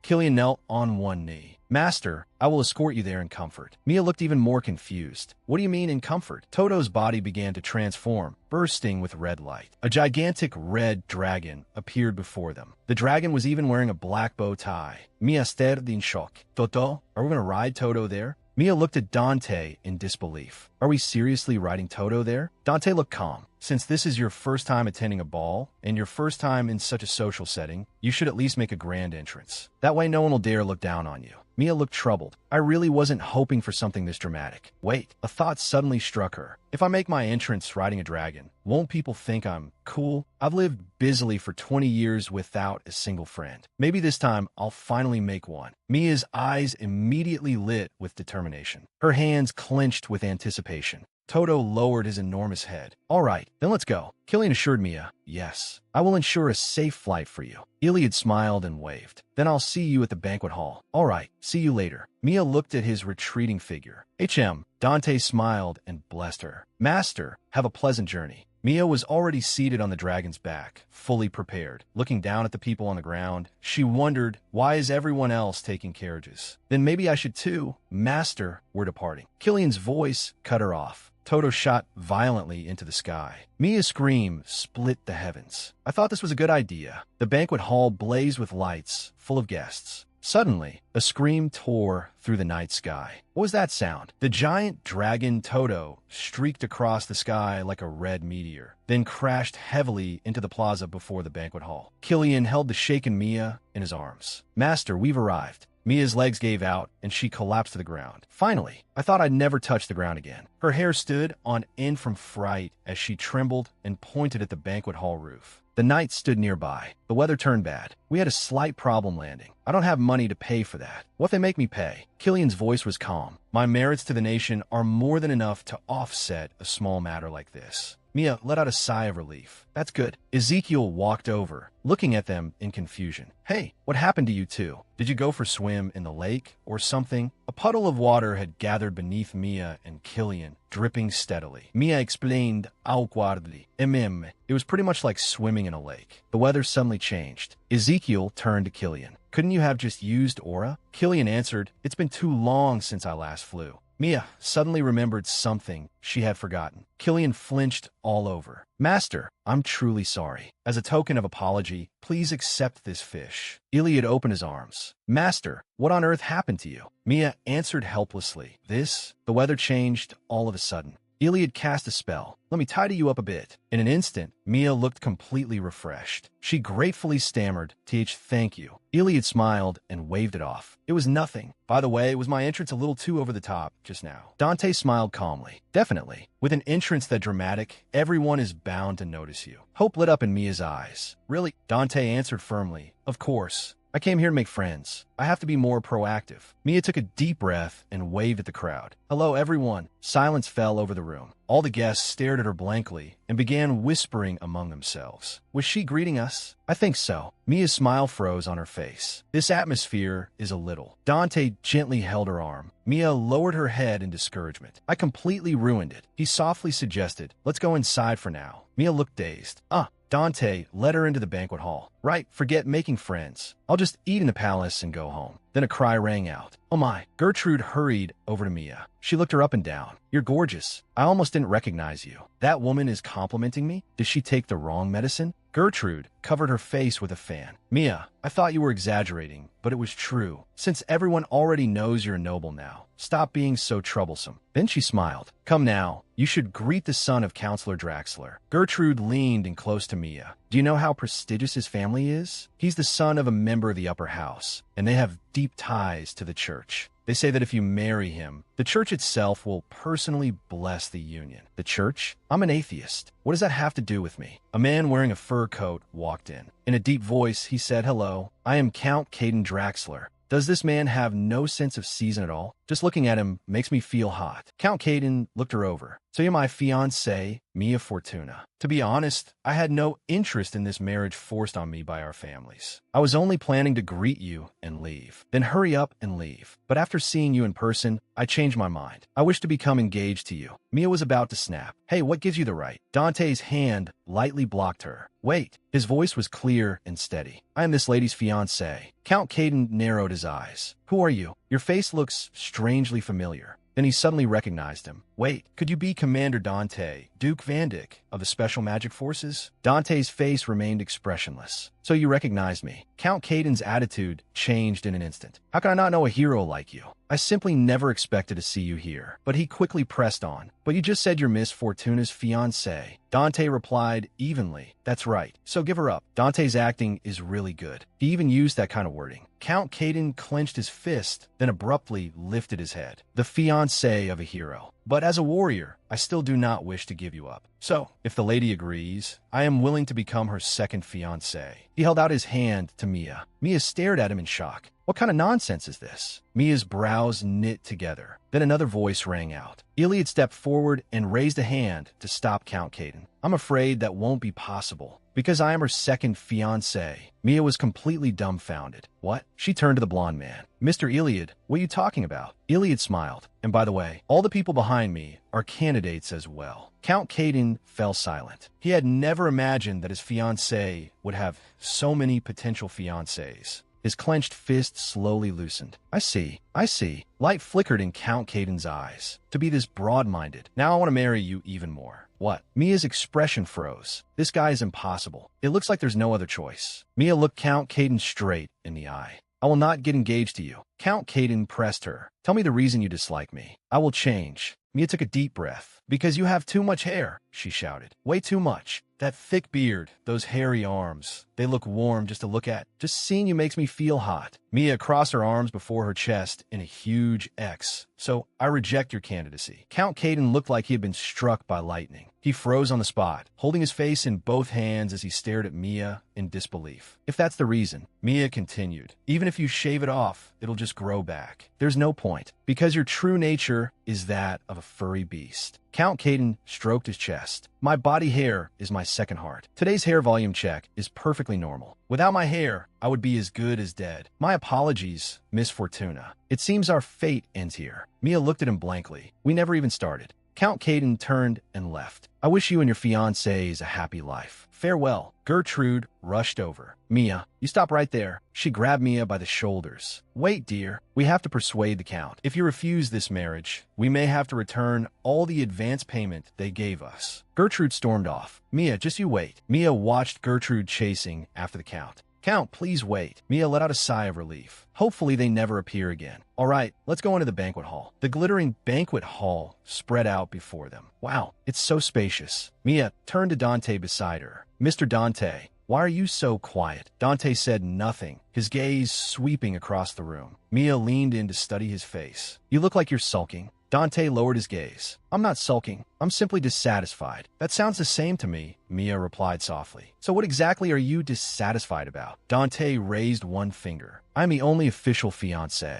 Why did you acknowledge the others two? His eyes dimmed slightly. Am I not enough? Mia hurried to explain. I was just making an excuse to send Mr. Caden away. Besides, Mr. Iliad was the one who suggested it first. Iliad cut in with a grin. Oh, is that how you're telling the story? Dante's gaze sharpened. Does that mean that besides me, you also want to enjoy yourself with them? Enjoy myself? This man, Dante looked away. In any case, being compared to fiancés who can't even do housework. It feels terrible. It's not like I said it. Then Mia suddenly realized something. That's true. Dante turned to the other two. Why did you agree to that demon's stupid little game? Ezekiel crossed his arms. Do you think I stood by because I liked it? It was the fastest way to solve the problem. Mia thought that's true. Normally, anyone would have given up after hearing that. Though it didn't work this time. Killian raised his hand. Caden Betcheler is a troublesome opponent. But shouldn't my ranking be above the demons? Iliad turned around. Tin Can, are you looking down on demons? No, I'm just saying the commander should rank above a demon. And besides, the word last place has never appeared in my life. Iliad burst out laughing. So your goal is first place? No, I'm only saying I don't want to be last. Ezekiel added. I was considering not being last either. Mia looked at them. Why are they arguing over something so ridiculous? Mia looked at Dante's tense profile. Mr. Dante, why are you in such a bad mood? Dante's blue eyes lowered slightly. Could it be? Mia esse pupils widened. Is he jealous? Her heart skipped, and her cheeks warmed. Then a graceful waltz began to play. It was time for dancing. Dante turned to face her. Mia, as your official fiancé, I want to dance the first dance with you. Dante held out his hand. Will you accept? Mia smiled brightly. Yes. A polished dress shoe stepped between them, interrupting the moment. Please wait. Iliad cut in. As the second fiancé and Mia's dance instructor, I also have the right to dance the first dance with Mia. Dante's eyes instantly turned cold. Do you not know that the first dance is for one's partner? Iliad gave him a provocative smile. If you die here, then I'll be Mia's partner. After the ball ends, I'll let you live again. So how about dying for a little while first? Dante's gaze darkened. If that's the case, the one who dies will be you. Sparks seemed to fly between the two men. Caught in the middle, Mia thought, what is this? Why does this feel so satisfying? Fine. Then let Mia decide who gets the first dance. All right, Iliad agreed lightly. Then Mia. Iliad held out his hand. Who will you? Dante held out his hand too. Dance with. Mia's heart gave a violent thump. She looked at the two men before her, green eyes shimmering, one hand unconsciously pressed to her chest. Dante called softly, my lady. Mia came back to herself, looking troubled. Her fingertips touched her lips. Do I really have to choose? Dante looked at her gently. This is your dance. Your opinion matters most. Iliad added from the side. If it's too hard, but then choose me. Mia closed her eyes. Even if you say that, what am I supposed to do? I can't choose. Forget it. Mia made up her mind and placed both hands on theirs at the same time. She beamed. How about all of us dance together? Dante and Iliad both froze. The three of us? Iliad refused immediately. No thanks. I only want to dance with my lady. I don't want to dance with that neat freak. He turned to Mia. I'll let him have this one. But the second dance is mine, right? Mia nodded quickly. Oh, of course. She smiled and suggested. Then let's hurry before the music ends. She took Dante's arm and pulled him toward the dance floor. A flash of surprise crossed Dante's face, then melted into a gentle smile. I should have been escorting you, and yet you're the one leading me. Mia suddenly came to her senses. Damn, I wasn't even thinking. I just wanted to ask you for the first dance. Dante stopped and looked at her solemnly. Thank you, but I cannot leave everything to you. Please allow me to lead. I won't refuse. Mia esse cheeks flushed. As expected, Dante always knows how to rescue me without making it obvious. A little embarrassed, she added, I'm clumsy with my steps. I'll probably step on your feet a lot, so I should apologize in advance. Dante's voice was steady. It's all right. Mia gave a tiny nod. Dante's eyes were full of confidence. Leave it to me. Dante spoke gently but firmly. I'll make your first dance a pleasant memory. Led by him, Mia's steps became smooth and light. Their movements flowed so seamlessly that her body felt as if it had become one with the music. Mia looked up at Dante. It had never felt like this during practice. She closed her eyes and immersed herself in the joy. So dancing could be this fun, this exhilarating. Mia looked up at Dante. Thank you. But didn't you say this was your first time attending a ball? How are you this good? Dante explained, back at the academy, dancing was part of our cultural courses, so I danced often. Mia suddenly understood. I see. Dante continued, yes. I was clumsy at first too, but I practiced many times. Of course, since it was an all-boys school, my practice partner was Killian. An image formed in Mia's mind. Dante dancing stiffly and awkwardly with a man in armor. She couldn't help laughing. That must have looked ridiculous. Just imagining it is funny. Dante's gaze softened. For me, that is not exactly a pleasant memory. But if it makes you happy, then that's enough. Mia stared at him. Her heart skipped a beat. She murmured in admiration, Dante, your eyes are so beautiful. Such a pure blue. Like the sea. Dante's gaze fixed on her. My lady, you are beautiful too. Mia blinked. What? Dante's gaze deepened. So beautiful it's hard to believe. He looked at her as if he could go on forever. Mia's heart pounded wildly, and her cheeks turned burning hot. She looked away in flustered panic. You really know how to joke. Dante's voice was low and serious. I'm not joking. Mia's heart jumped. If that wasn't a joke, could it be that he really has feelings for me? Dante, could it? Mia suddenly raised a hand to cover her mouth. Enough. I can't think about this any further. Iliad approached. My lady, the music has ended. Mia came back to herself. Oh, it's over already? She quickly withdrew her hand. Thank you for the dance. But Dante suddenly tightened his grip on her hand so strongly that she couldn't pull away. Mia looked at him in surprise. Dante's eyes sharpened. What were you about to say just now? Mia was momentarily at a loss. Iliad grabbed Mia by the arm. The music's about to start again. Hurry, we need to dance. Mia was abruptly pulled away. What? She turned back and shouted at Dante. Dante, I'm sorry. I'll tell you later. Dante stood there alone, silently watching her receding figure. His lips were pressed tightly together, and a complicated emotion flashed through his eyes. A moment later, he closed his eyes, and a gentle smile appeared on his face. I understand. At the center of the dance floor, Mia danced with Iliad, their figures spinning beneath the brilliant lights. Her thoughts were a tangled mess. I really almost got carried away by the mood just now. I nearly asked him directly whether he likes me. But if Dante really does like me, then what? If that's true, then what about the original heroine of the story? Mia's pupils suddenly contracted. Wait, if that's the case. Figures crossed and overlapped on the dance floor beneath the flickering lights. But the one person who should have been here was nowhere to be seen. Whereas the heroine the story was supposed to revolve around. Mia looked around. Her eyes swept over one unfamiliar face after another. But no matter how much she searched, she could not find the heroine. Iliad bent slightly, a smile curling at his lips. You're distracted. He suddenly pulled Mia closer until their bodies were pressed tightly together. Mia jerked her head up in shock and met his teasing eyes. Iliad smiled faintly. It seems you forgot that you're dancing with me. I am hurt. Mia's cheeks flushed red, and she hurried to apologize. I'm sorry, Mr. Iliad. I just got distracted for a moment. Iliad pretended to look wounded. I see. So my dancing is just too boring. Mia quickly shook her head. And no, it's not like that. His tone suddenly shifted, becoming impossible to argue with. Then I have no choice. One gleaming shoe stepped sharply forward.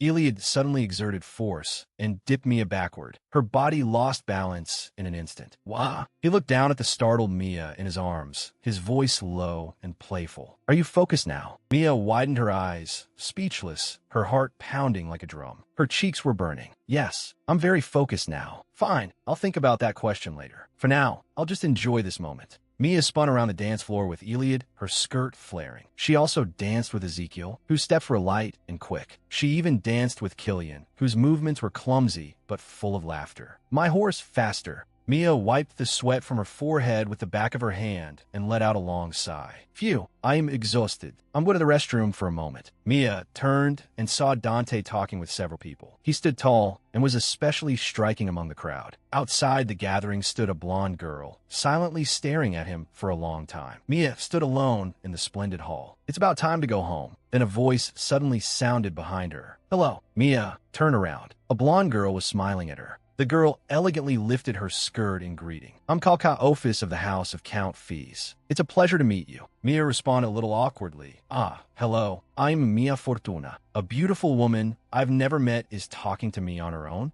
Kalka looked over Mia's dress. That gown looks very comfortable. She continued, a dress with such a plain, simple design is actually quite difficult to pull off, but it suits you very well. Mia held her face in both hands, cheeks pink. Thank you for the compliment. A voice sounded in her ear. That wasn't a compliment. Don't be happy so soon. The smile on Mia's face stiffened. That voice. Mr. Iliad? Right, the earring is a communicator. Mia's expression darkened instantly. Wait, don't tell me you're even eavesdropping in the restroom? I'm taking this damned earring off. Iliad's voice sounded again. Private places like restrooms are automatically soundproofed. This is the powder room. Kalkan noticed the change in Mia's expression and asked with concern, is something troubling you? Mia immediately came back to herself. No, it's nothing. Iliad's voice rang out yet again. But do you understand the sarcasm in that young lady's words? She was pointing out that your attire is unfashionable and emphasizing how plain and dull you are. Mia forced a smile. I don't think that's what she meant. Iliad's tone carried a trace of exasperation. Master, you still have a long way to go when it comes to noble speech. I'll translate for you. Listen carefully. Kalka smiled and said, when I saw you arrive riding a dragon, I thought you must be someone interesting and eye-catching. Iliad's voice echoed in Mia's mind. Translation, is this your first ball? Were you really that desperate to stand out? Mia's smile became strained. I think you're overinterpreting this. Master, do you really not trust me? Well, your credibility isn't exactly that high either. Mia's expression darkened. You keep saying such negative things. I know. You're just trying to stop me from making friends. I'll make a friend right in front of you just to prove you wrong. Just watch, Mr. Iliad. Mia turned to Kalka and flashed a bright smile. Miss, your dress is lovely too. Pink is difficult to pull off, but suits you perfectly. And this design feels like a reinterpretation of the masterpiece creation and imitation. Your sense of fashion is truly refined, miss. Kalka's cheeks flushed as she stared in surprise. Iliad burst out laughing in Mia's mind. Aha, master, that was a direct hit. Mia looked blank. What? Iliad's voice echoed again. That dress is an imitation, a clumsy knockoff of a famous brand. And by comparing it to a masterpiece, you just pointed that out with perfect accuracy. Mia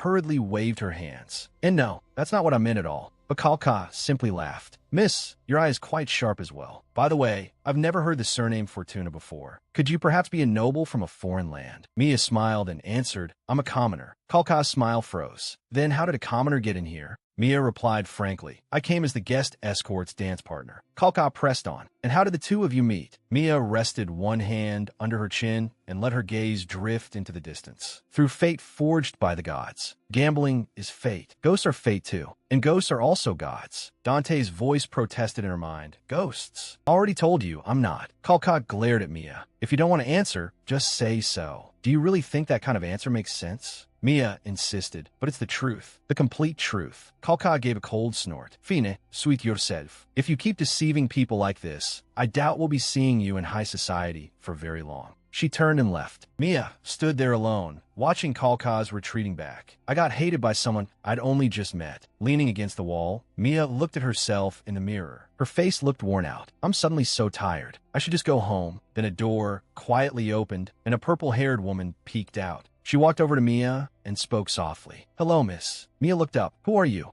Bathed in the light, the purple-haired woman was breathtakingly beautiful, utterly different from the girl before. Mia stared, slightly dazed. Miss, sorry, but you're so beautiful. The purple-haired woman smiled and placed a hand over her chest. Thank you for the compliment. She continued. Actually, I happened to overhear your conversation with Kalka just now. I wanted to apologize to you for her rudeness. Mia hurriedly waved her hands. No, you don't need to apologize for her. Are they friends? The purple-haired woman's expression turned serious. Also, I have a favor to ask. Mia's eyes widened. A favor, the purple-haired woman suggested. Shall we talk in a lounge? Mia hesitated. The purple-haired woman took a step closer and lightly touched Mia's cheek. Have I made you uncomfortable? She drew back her hand, looking a little crestfallen. I didn't mean to trouble you, because I made this beauty feel awkward. Iliad, I'm going with her. If things get tricky, you have to help me. Of course, master. Don't worry. Mia smiled brightly. I can spare a little time to talk. A gleam flashed in the purple-haired woman's eyes. Thank you, miss. A beauty smile really is something else. In the lounge, Mia stood behind the sofa. It's nice to meet you. A blonde woman sat elegantly on the sofa. Miss, I am Nafi of the house of Count Sarais. Sarais? Wait, is everyone here beautiful? The purple-haired woman then remembered. Come to think of it, I forgot to introduce myself. I'm Lydia of the house of Count Lux. Lux. Mia smiled and introduced herself too. My name is Mia Fortuna. I'm just a commoner. Lydia smiled. We do not judge people by status. What matters is whether one's heart is upright and wise. Mia considered that. I see. Then she asked, but why did you want to speak with me? Do you remember what Kalka said to you earlier? Mia thought back.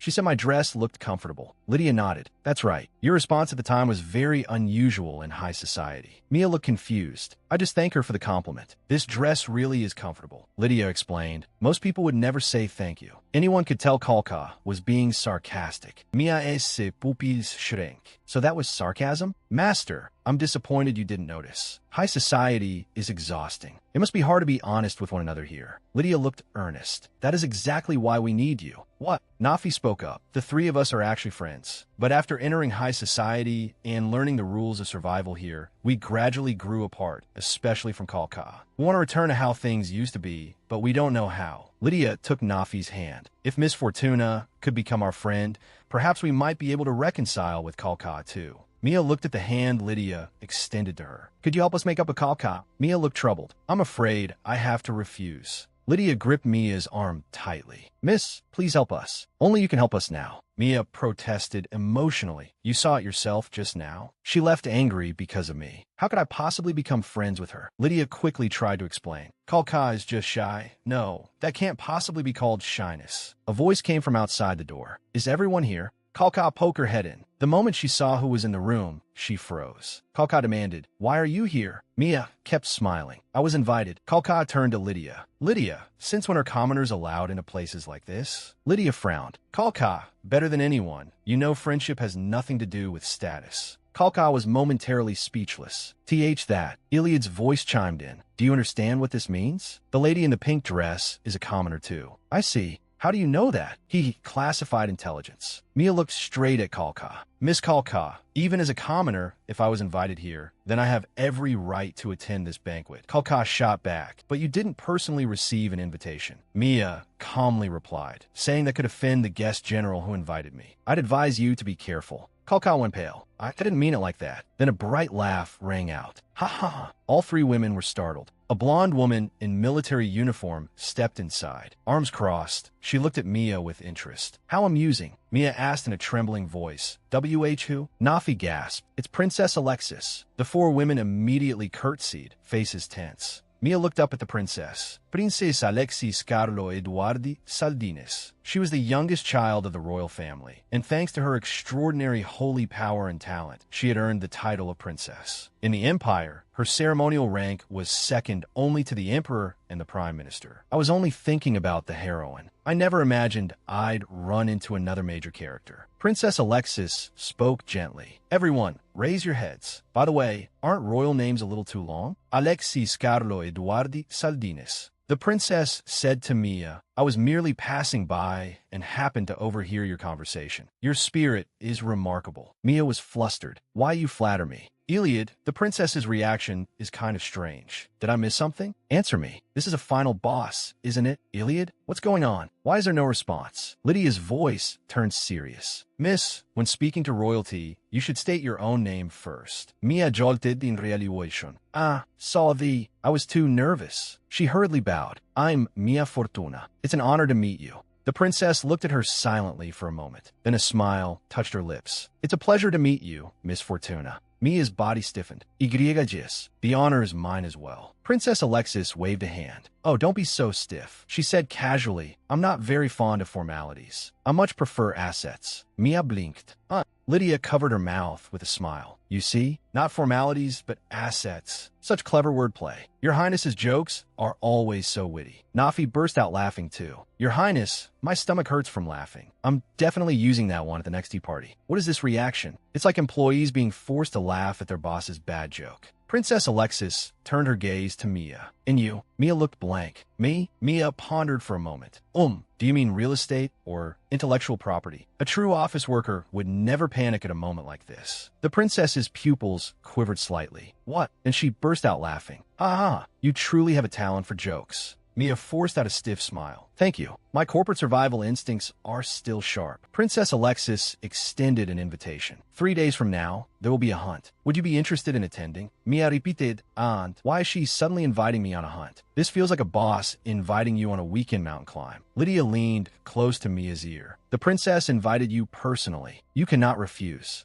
Nafi encouraged her too. We'll all be there, so please do join us. That's right. Let everyone see a lady's strength. Lydia and Nafi's eyes shone. I'm really looking forward to it. With him looking at me like that, how could I possibly refuse? Mia closed her eyes and gave in. I'll participate. The princess smiled in satisfaction. Then, I look forward to it. She turned to leave. Her military boots rang crisply across the floor as she walked away. She chuckled and said, You little pumpkins. Nafi and Lydia immediately chimed in. Ha ha, Your Highness, you're so funny. Please don't tease us like that. They laughed together, while Mia could only give a dry chuckle. Ha! The princess's laughter echoed in the room. Mia remained expressionless, unmoved inside. I want to go home. Kalka crossed her arms. You're really lucky to be invited by Her Highness to the hunt. Mia looked reluctant. I seriously don't want to go. Mia asked curiously, Do you hunt ordinary animals during the hunt? Lydia answered, No, it's mainly for hunting magical beasts, so it's a bit different from ordinary hunting. Nafi asked, Have you ever tried shooting? Mia shook her head. No, before coming here, I only learned a little swordsmanship. That should be enough. Mia was full of question marks. Is that really enough? Kalka smiled. If you've learned swordsmanship, then you must be quite agile. She turned and ran off. Then I'll see you there. Let's see who can catch more magical beasts. Mia watched her leaving figure and fell silent. I only know the basics of swordsmanship. Is this really going to be okay? Lydia patted her shoulder. Don't worry. With your spirit, you'll learn shooting quickly. Mia looked troubled. No, I don't think I can learn in such a short time.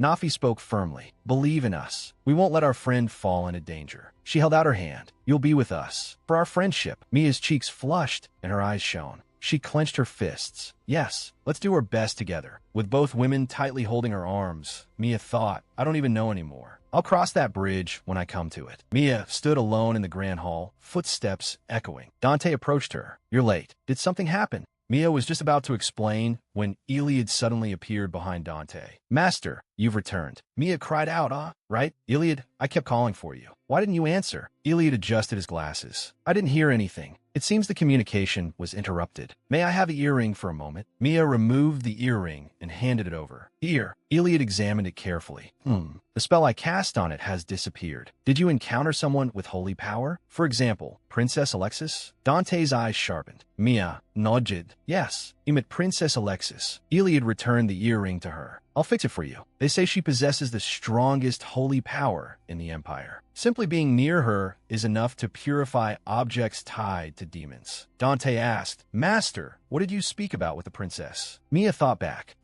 We didn't talk about anything especially important, but the way she talks is a little strange. Dante pressed. What was strange about it? From her tone to her jokes, she reminded me of an older brother next door. It was like being invited to a discount sale instead of a hunt. I couldn't just keep a straight face, so I had to force myself to laugh. It was really hard. Dante's expression turned complicated. Anyway, people in power always think that as long as others flatter them, everything will be fine. But Mia changed the subject. Still, the other ladies I met there were difficult to deal with too. Dante and Mia spoke at the same time. You had a hard too, Dante said. Let's go home quickly before we run into them again. Mia looked around. Come to think of it, where are Ezekiel and Killian? They said they had something to do and disappeared. Something to do. Ezekiel and Killian stood before Princess Alexis in a solemn atmosphere. The princess's voice was cold. Do you remember the order I gave you before? Ezekiel said nothing. Princess Alexis demanded, Why don't you answer? With his head lowered, Ezekiel replied, I remember. Her command echoed in his mind. If it is confirmed that a great demon resides inside Mia Fortuna, kill her. The princess leaned back in her chair. Good. Then why have I received no report? Ezekiel answered. So far there has been no sign of anything. From my time with Mia Fortuna, I have found her to be nothing more than an ordinary person. I sense no ominous aura from her at all. The princess looked thoughtful. Ezekiel added, "Even so, I will continue to keep watch on her." Princess Alexis rested her chin on one hand. "I admit that I, too, felt no such presence from her." She turned to Ezekiel. "You met her, did you not?" Princess Alexis smiled. "Yes, she's a very interesting lady, and quite good at jokes." She relaxed back against the sofa. "That is why I invited her to this year's hunting festival. I think it will be a good place to observe her." Ezekiel's expression grew heavy. Ezekiel voiced his concern. "Why?" The princess's smile held a trace of amusement. "Is there some reason she should not have been invited?" Ezekiel placed a hand over his chest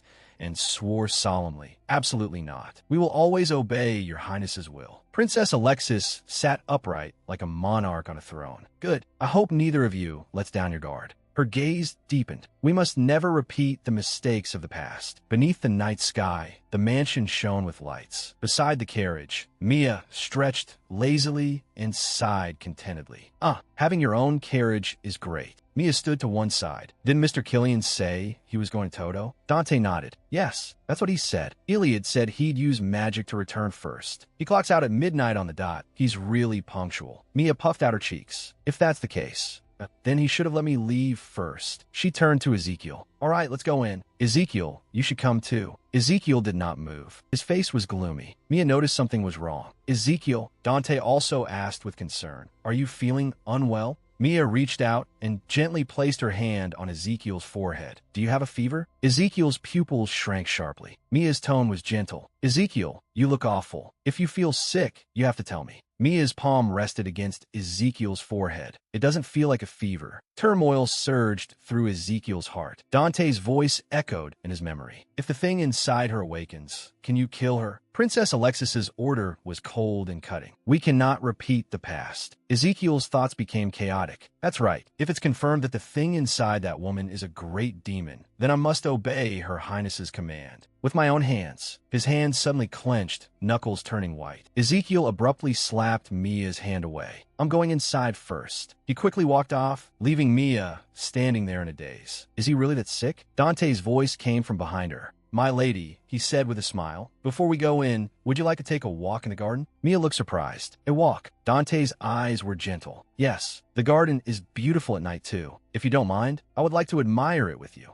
Mia's cheeks flushed slightly as she smiled. "All right, I'd be happy to." Dante held out his hand. "Then let's go." Under the night sky, the garden was quiet and dreamlike. Dante spoke first. "It's your first time attending a ball. How'd it feel?" Walking beside him, Mia nodded. "Yes, I had a wonderful time." Mia happily recalled dancing with Killian and everyone else to her heart's content. She had even met Princess Alexis. It was the first time I'd ever experienced so many amazing things. She turned to look at Dante. "What about you? Did you have fun?" Dante's gaze was gentle. "As long as you're happy, I'm happy." Mia's smile brightened even more. "That's great." Then she suddenly remembered something. "Oh, right. Princess Alexis invited me to the hunting festival." Dante's expression shifted slightly. "The hunting festival?" Mia explained, "Yes. I couldn't really refuse in that situation, so I accepted, but I've never hunted before." She covered her face with both hands, growing distressed. "What if I can't catch anything at all? I'm worried the other ladies will be disappointed." Mia looked at Dante expectantly. "Dante, can you come with me? Maybe you could help me catch a tiny magical beast." Dante's eyes turned resolute. "Of course. I told you I'd always stay by your side." Then his tone shifted. "Miss, I have something I want to ask you." Mia looked curious.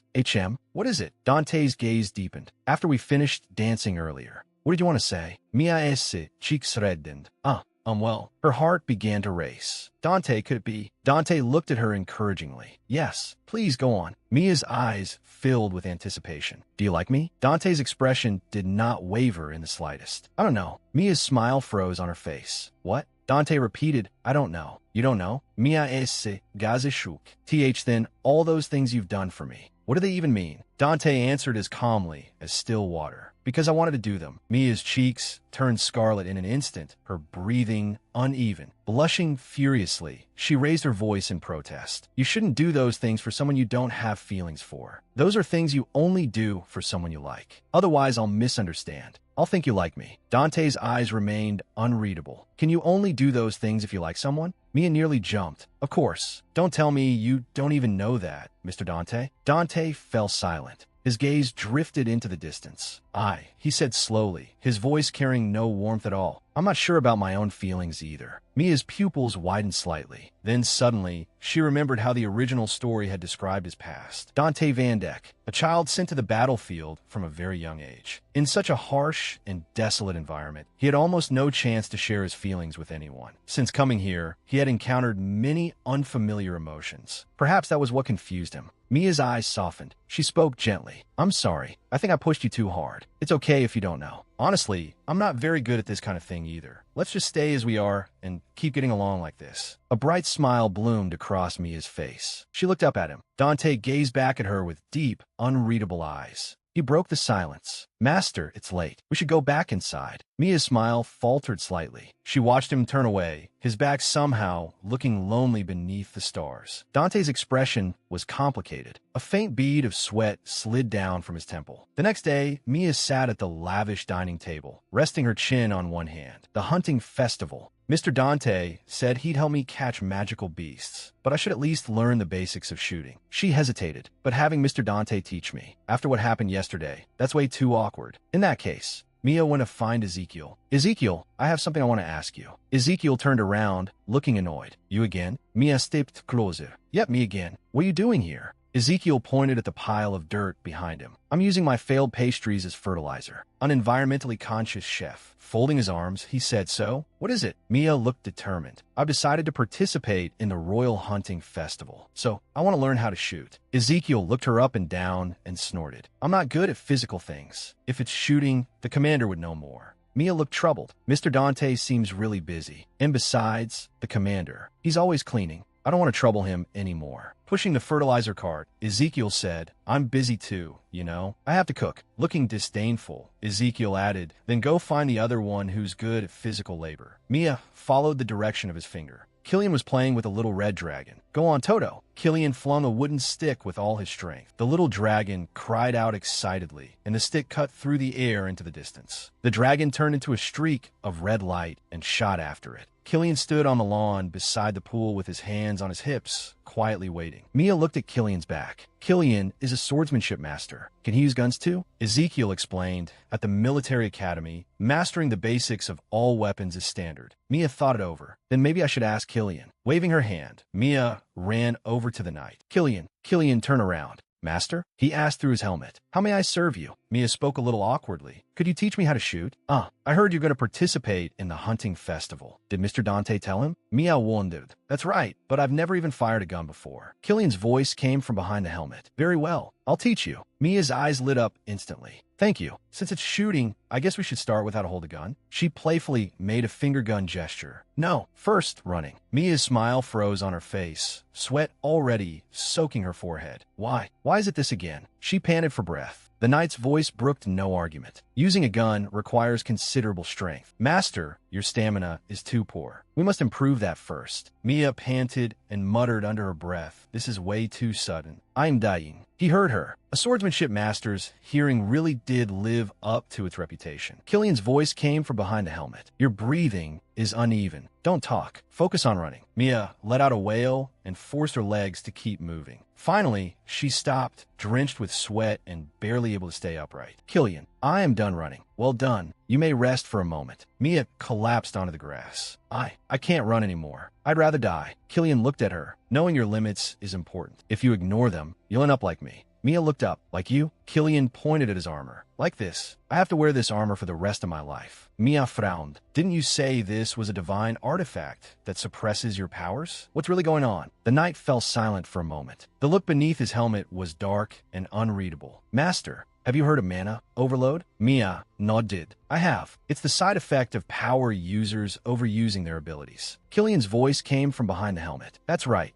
I convert mana into sword, aura, and release slashes. But every person's mana vessel has its limit. Once you push too far, overload is inevitable. The consequences are either losing yourself and turning into a magical beast or death. I once nearly died from mana overload myself. Mia's eyes widened. But how? Killian's voice dropped. The one who pulled me back from the brink of death was Ezekiel. He created this armor so I could control my mana. Mia looked surprised. Ezekiel? Killian's tone softened. He looks cold, but he's not really that kind of person. Sounds like you've known each other a long time. Of course. We've been together since our days on the battlefield. Mr. Dante, too. He had spent a long time with him on the battlefield as well. Their bond was deeper than Mia had imagined. Killian spoke again. Every time I put on this armor, two thoughts come to mind: gratitude for being alive and regret for ignoring my limits. There was a trace of heaviness in Killian's voice. Perhaps this is the regret I'll carry my whole life. Mia looked at him quietly. Her eyes were gentle, yet firm. To me, this armor of regret is proof that you fought with everything you had and survived. Killian's body gave a faint jolt. It was because you kept fighting, even while risking losing control, that ordinary people like me were able to survive, that were able to smile like this. Mia's smile blossomed in the sunlight, radiant as a flower. So you should be proud of yourself. Through the slit of his helmet, Killian stared at her, his eyes shining with shock. Then Mia abruptly changed tone, sounding much lighter. Besides, this armor looks super strong. Wearing it makes you seem unbeatable. A muffled laugh came from beneath Killian's helmet. If you put it that way, doesn't that make me even stronger? Of course. A sincere word of comfort, gently patting me on the back and telling me I'd done well. Maybe that was what I'd always wanted to hear from someone. Relief colored Killian's voice. Thank you, Master. Thanks to you, I think I can forgive my past self now. Mia smiled until her eyes curved. That's great. She stretched lazily. All right then, I should go rest now. Suddenly Killian clenched both fists, metal grinding against metal. Good. Then, let's resume training. Mia smile froze.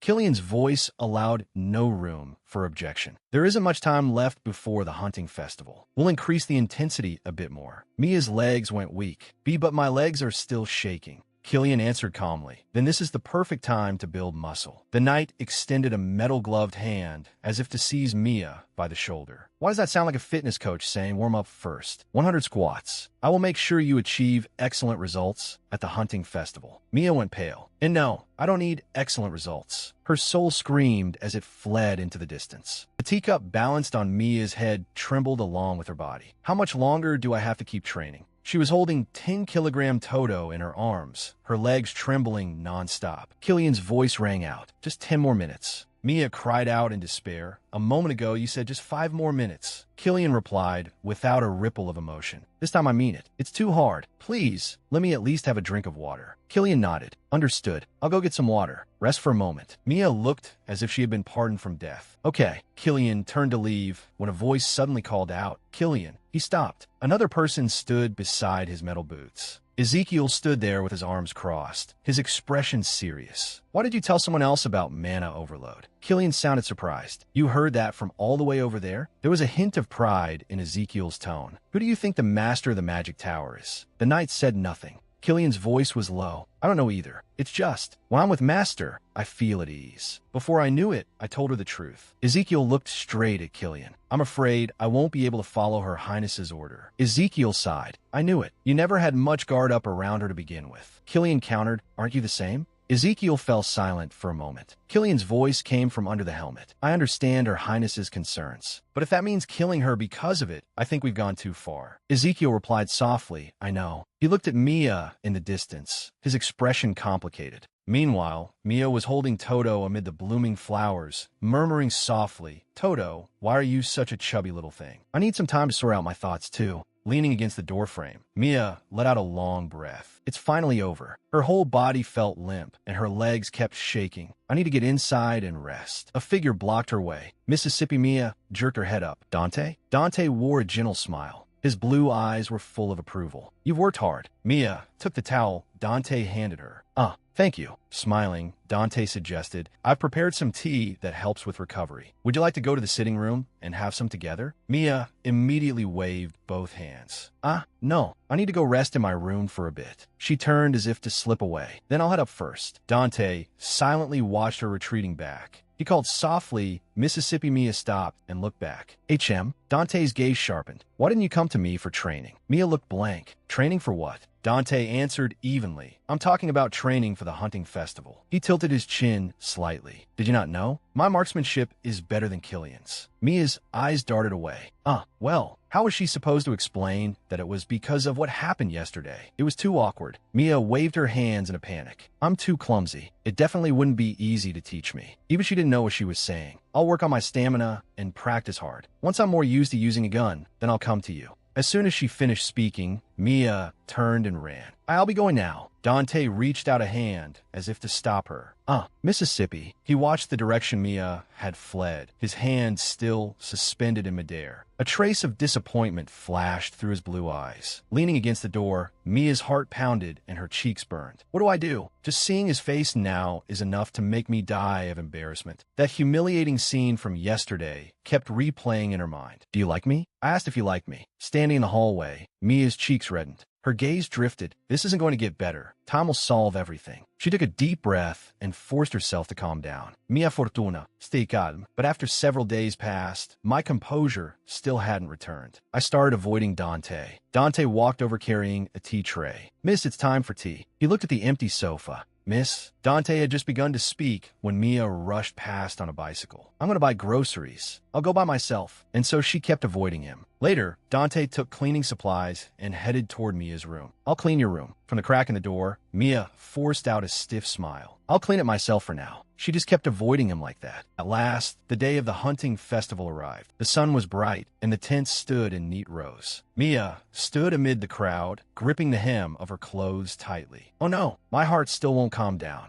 I can't keep this up forever. Today, I have to talk to Dante. A voice interrupted Mia's thoughts. Long time no see. Mia turned around and saw two familiar figures. Ladies, it's been a while. Lydia smiled. Calling us ladies is too formal. Mia, we agreed to be friends, didn't we? So call us something more casual. Mia's green eyes widened slightly. Pressing a finger to her lower lip, she said, then let me greet you again properly. It's good to see you, Lydia. Nafi, Mia asked curiously. By the way, didn't Miss Kalka come with you? Lydia explained. She came to the hunting festival with us, but she's probably too embarrassed to face you, so she didn't come over here. Too embarrassed? Mia looked puzzled. Lydia looked Mia over carefully. More importantly, you seem sturdier than the last time we met. Mia looked surprised. Oh, is it that obvious? Lydia smiled. Yes, I can feel that your whole aura has changed, especially when it comes to shooting practice. Mia laughed inwardly. I guess the training must have helped. She continued, but compared to you two, I still have a long way to go, Miss Mia. Mia esse smile froze.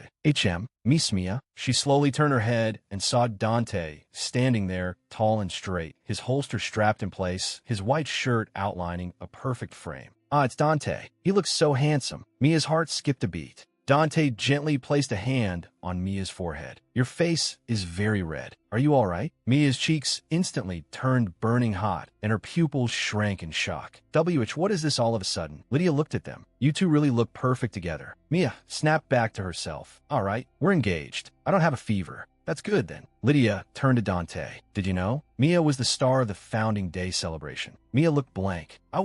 Lydia went on. I heard that besides Duke Dante, there were other candidates for a fiancé back then. Supposedly, there were as many as 256. Miss Mia, please accept my heart. Countless admirers dropped to one knee and offered her roses. Mia's expression stiffened.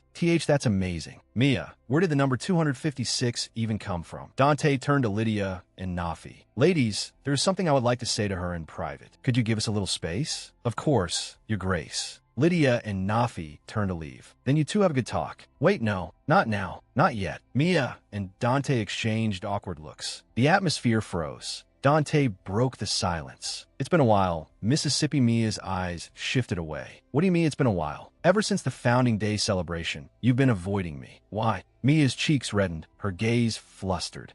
Dante's expression turned serious. Is it because of what I said then? Have you started to hate seeing me? Mia hurriedly shook her head. No, of course not. Lowering her eyes, she spoke more and more quietly. It's just that I felt awkward all by myself, so. Dante called softly. Mississippi Mia looked up. Dante's gaze was gentle and earnest, light blooming behind him. Please don't avoid me. Mia stared at him, ripples stirring in her heart. The way he speaks, the way he looks at me, it all feels like he's saying he likes me. But he said it wasn't like that. Then why is my heart still racing? No, I'm his employer. From Dante's perspective, he's just being courteous. And yet I've been avoiding him this awkwardly. Mia took a deep breath. I'm sorry, Dante. I won't avoid you anymore. The corner of Dante's mouth lifted. Then it's a promise. Mia smiled and nodded.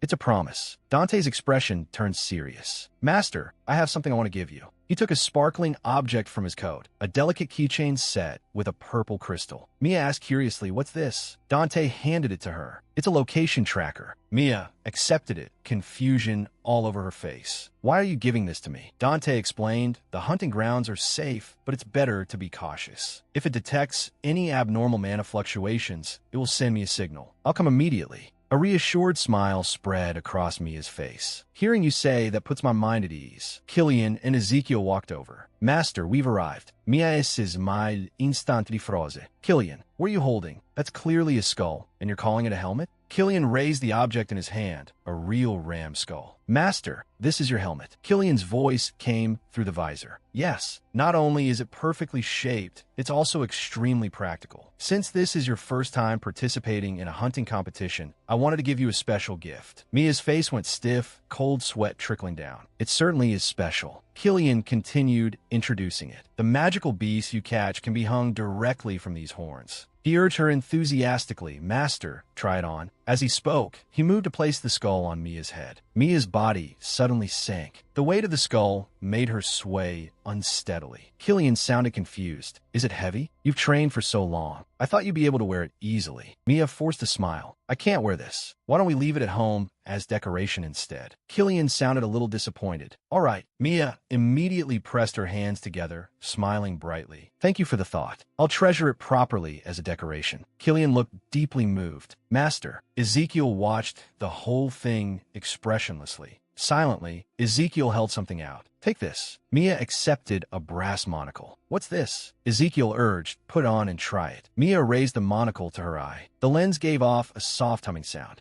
Ezekiel explained, "It's a sight. It can help you lock on a magical beast precisely." A blue aiming line appeared before her, forming a perfect target over the figure in front of her. "Though if I'm acting as your assistant, you probably won't need it. Bringing an assistant in the hunting competition cuts your score in half." Wearing the monocle, Mia fell into thought. Mia's cheeks turned a little red behind the monocle. "This is the first time I've received gifts from friends. Thank you so much, all of you." She looked at the three people before her, Dante, Killian, and Ezekiel, and warmth surged through her heart. "How am I ever supposed to repay you?" Princess Alexis's voice rang out. What a heartwarming scene. She approached with a confident smile. "A toast to the Empire's radiant rising sun. Your Highness, Crown Princess." Princess Alexis stopped and looked at Mia and her companions. "You all get along so well. It's enough to make one jealous." Then she shifted her gaze to Ezekiel. "Master of the Magic Tower, wouldn't you agree?" Ezekiel said nothing, though a faint flush colored his cheeks. Princess Alexis looked back at Mia. "Your presence feels different from before. Have you been training?" Mia straightened her back. "Yes, this is my first time participating in a hunting competition, so I've been preparing hard." Princess Alexis smiled. "I never imagined you'd work this hard. It seems inviting you is worthwhile." Mia looked flattered. "It's my honor." Then Alexis abruptly changed the topic. "I heard you're engaged to Duke Dante. Seeing you together, it seems the rumor was true." She looked at Dante. "It's a little late, but congratulations on your engagement." Then Princess Alexis turned back to Mia. "Though I also heard you have several fiancés. Was it 2,500? Covering her mouth, she smiled playfully. "Our empire doesn't practice polyandry, you know?" Mia panicked.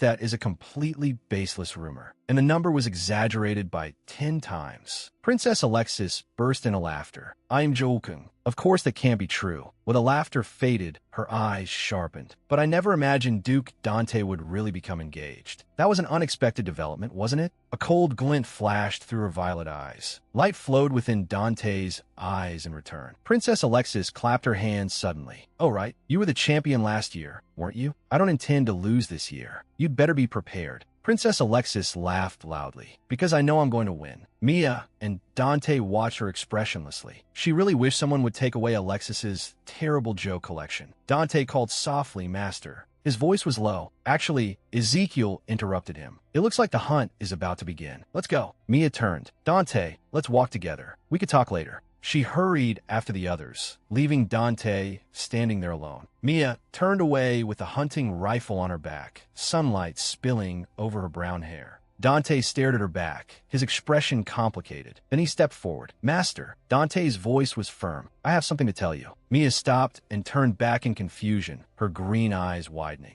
Mia lowered her eyes and saw that Dante was tightly gripping her sleeve. He let go at once. "Ah, sorry." Mia didn't mind. "It's okay." What did you want to say? A trace of hesitation passed through Dante's blue eyes. Well, he took a handkerchief from his coat and held it out to Mia. Would you accept this? Mia looked at the handkerchief embroidered with a yellow rose. Why? Dante explained, there's a tradition in the hunting competition. One gives an embroidered handkerchief to one's fiancée. So I prepared one. Mia clasped her hands together. Oh my goodness. Sir Dante, did you embroider this yourself? Yes. The handkerchief unfolded in Mia's hands. A yellow rose bloomed across the striped fabric. The stitching was so fine and exquisite that it was almost unbelievable. The embroidery was far more delicate than she had imagined. Yet Mia lowered her eyes. Thank you very much, but I can't accept something this precious. She tried to hand it back. Besides, I'm not even really your fiancé. Dante's voice cut her off. Mississippi. His gaze burned intensely. I made this simply because I wanted to give it to you. It has nothing to do with our false engagement. Mia's green eyes widened slightly, and her heart trembled. So, Dante's tone softened. Please accept it without feeling burdened. Mia looked at Dante. He seems unhappy. Was I too firm in refusing? Dante's voice was low. Perhaps you don't like it. Mia shook her head at once. No, not at all. She pressed the handkerchief tightly to her chest, her fingertips brushing over the fine embroidery. Light shimmered in her green eyes. Then I'll gladly accept it. Thank you very much, Sir Dante. A bright smile blossomed across Mia's face. I'll repay you with an excellent result. Dante looked at her, a faint smile tugging at his lips. That won't be necessary. Dante gazed at her. Your safety is what matters most, Mississippi. He closed his eyes and added gently, please be careful. Sunlight filtered through the trees and fell across the two of them. Mia gripped the handkerchief tightly. I can't believe it. I received such a heartfelt gift. Mia thought back to the shy look on Dante's face when he gave her the handkerchief. He had looked so adorable when he hesitated. She made up her mind. I can't come back empty-handed after receiving something this precious. I'll score a grand victory in the hunt and prove myself. Mia turned to Ezekiel beside her. Ezekiel, how many magical beasts do you think I can catch? Ezekiel stood with his hands in his pockets, looking at her expressionlessly. Then Mia clasped her hands together, her eyes sparkling with delight. Wow, that many? Ezekiel coldly added, 10 of them. Ant-sized ones. Mia's smile froze instantly, and she covered her face with both hands. Mia looked skeptical. Are there even magical beasts that small? Ezekiel explained flatly, they're basically no different from real ants, so you can't see them. But they do exist, so you're saying I wouldn't catch anything at all. A rustling sound came from the bushes. Mia spun around. What was that? A magical beast? A giant, one-eyed, insect-like magical beast appeared.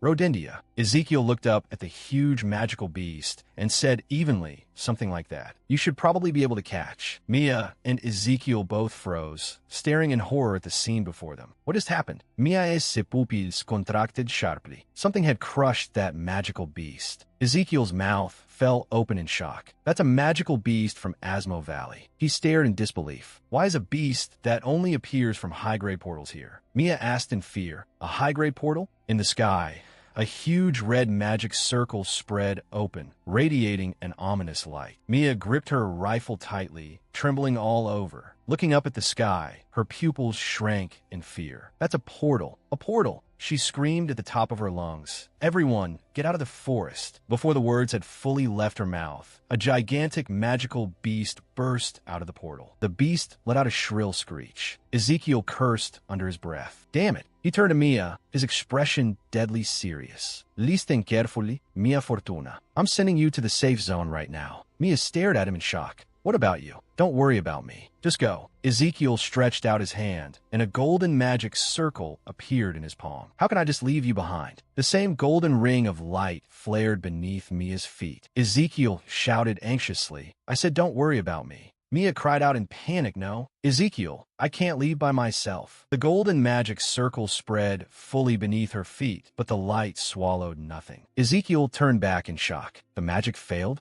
He stared at his empty palm. What exactly are you? Mia looked blank. What? Ezekiel demanded in disbelief. Why did my magic work on you? Mia replied in confusion. What are you talking about? Her words were cut off by a burst of golden light as a hand slammed against her chest. Mia looked down in shock at the glowing hand, her body engulfed by a strange force. She looked up at Ezekiel. What did you just do? Ezekiel stared in astonishment. My man had disappeared. How was that possible? Danger. A thunderous crash exploded behind him as a massive magical beast slammed into the ground, kicking up clouds of dust. Mia pulled Ezekiel tightly into her arms. arms. A blue barrier enveloped them. Restrained by Mia's arms, Ezekiel stared at her blankly. Mia looked down at him, her eyes full of worry. "Are you okay?" Her voice trembled slightly. "Why would you do something like that?" Ezekiel looked dazed. "What? If the barrier had broken, you could have died on the spot." She looked up at him. "How would you do something like that?" A faint smile appeared on Mia's face. "Because," Mia smiled as she explained, "protecting my employees is just one part of their benefits package." She clasped her hands together, her body trembling slightly from the aftershock of fear.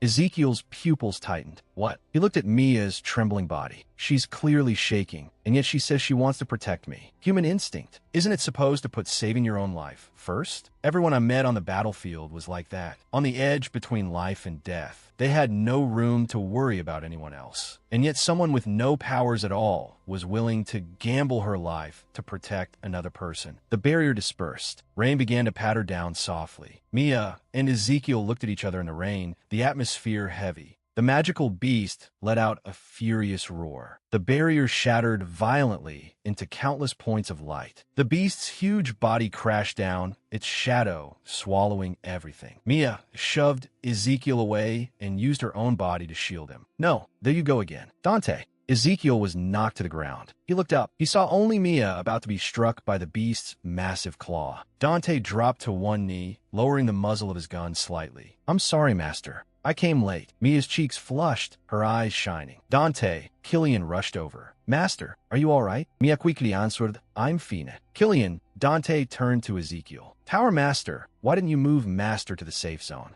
Ezekiel explained in a low voice, "I tried, but my magic didn't work on that thing, so I failed." Dante looked at Mia, a trace of confusion in his eyes. "That's impossible." Suddenly, a sinister energy erupted. Pink tentacles burst from the ground. All four of them looked up in shock at the grotesque scene. A white, alien-like magical beast emerged from the portal, followed by a black beast. Dante raised his gun and fired, a beam of light striking the black beast with perfect accuracy. Dante ordered Ezekiel, "Close the portal. We can discuss everything else later. Stay here and protect Master." Mia and Ezekiel stood where they were, watching Dante and the knight enter the battle. Killian said to Dante, "Then I'll assist the commander." He drew his sword, and a purple glow spread across the blade. Killian swung hard. A huge wave of purple sword aura swept out. The slash hit the magical beast, which burst with blinding light and let out a howl of pain. Dante's eyes were sharp. Violent lightning gathered in his palm. The crackling light exploded into countless electric serpents, instantly swallowing the white magical beast. It let out a shrill scream. Mia called softly, "Dante." A strange sound rang out. Mia turned back warily. "I heard something strange." "That's..." Ezekiel shouted in terror. "Watch out." That beast, a yellow magical beast, dropped from the sky, slashing at them with its claws. Mia cried out. The yellow beast's claws tightened abruptly. Ezekiel gritted his teeth. Damn it. He struggled to raise his hand, blue light gathering in his palm. This used to be effortless, but now it's hard just to hold on. But if I release the sealed power, Iliad's warning echoed in his mind. At your current mana level, you can only use that technique once. If the seal breaks, your own magic will devour you. Ezekiel's eyes hardened. He spread his hand wide. A sturdy blue barrier sprang up instantly, blocking the beast's claws. Mia looked at the boy in front of her. He had extended his arm to protect her without hesitation. Ezekiel murmured her name. Mia Fortuna. You said protecting employees is one of their benefits. Brilliant light gathered in his hand. Mia raised her arm to shield her eyes. What's happening? The light exploded outward. Ezekiel lifted his head, eyes resolute. And repaying those benefits is an employee's duty. The yellow beast's claws tightened violently. Mia cried out in pain. Ezekiel. Ezekiel's gaze sharpened as he seized Mia by the wrist. He pulled her behind him. A tremendous force surged out of his body. Flames shot into the sky, forming a blazing vortex that instantly devoured the magical beast. The beast let out a terrible roar in the fire and was reduced to ash. Ezekiel suddenly coughed up a mouthful of blood. Mia stared at him in horror. Ezekiel, you're bleeding.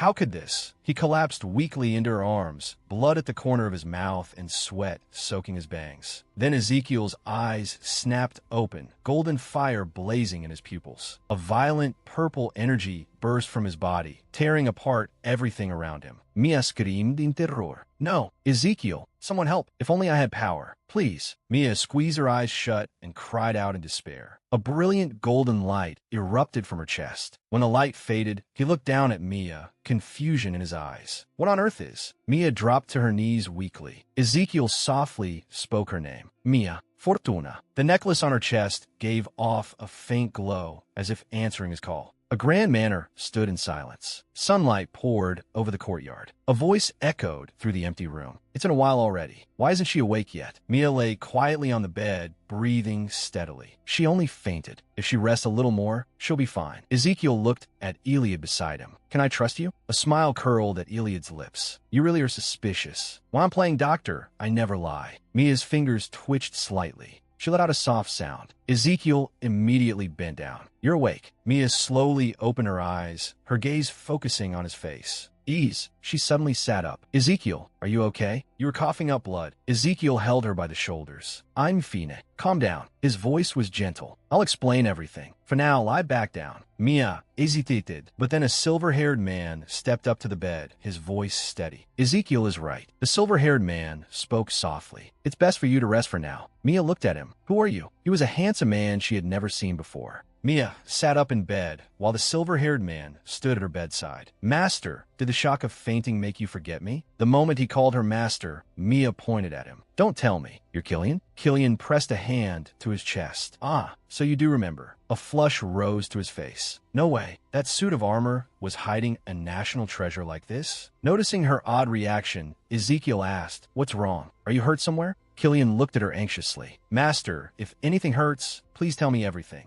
Mia covered her mouth with both hands. Her eyes darted back and forth between the two men as she let out a string of shocked little gasps. Then she grabbed her head, her cheeks burning red. This is too confusing. She thrust out her hand. Wait, hold on. Let's go one thing at a time. Mia pointed at Ezekiel first. First of all, ease. Why do you look like this? Did you use magic to turn into an adult? Ezequielan Serkamli. No. I simply removed the seal and returned to my original form. Mia stared at him in confusion. Your original form? She asked cautiously, how old are you? 23. Mia's eyes lit up instantly. Oh, then you're older than me. I see. She remembered that she was 20 and had been speaking to him casually all this time. A wave of guilt welled up inside her. I'm sorry. I've been talking to you so. Ezekiel cut her off. It's fine. Just talk to me the way you always have. Mia relaxed. Really? Then another question immediately popped in her head. Then why did you look like a child? Iliad cut in matter-of-factly. Because of mana overload. Iliad continued. This kid overloaded his mana, trying to save that Tinkin too. Iliad dropped to his knees with a pained howl as violent purple mana surged around him. And that's when the great demon Iliad appeared. Raising one finger, Iliad smiled with a trace of blood on his face. Let's play a guessing game. What does a demon do when he meets a human? Mia answered hesitantly. Make a deal? Correct.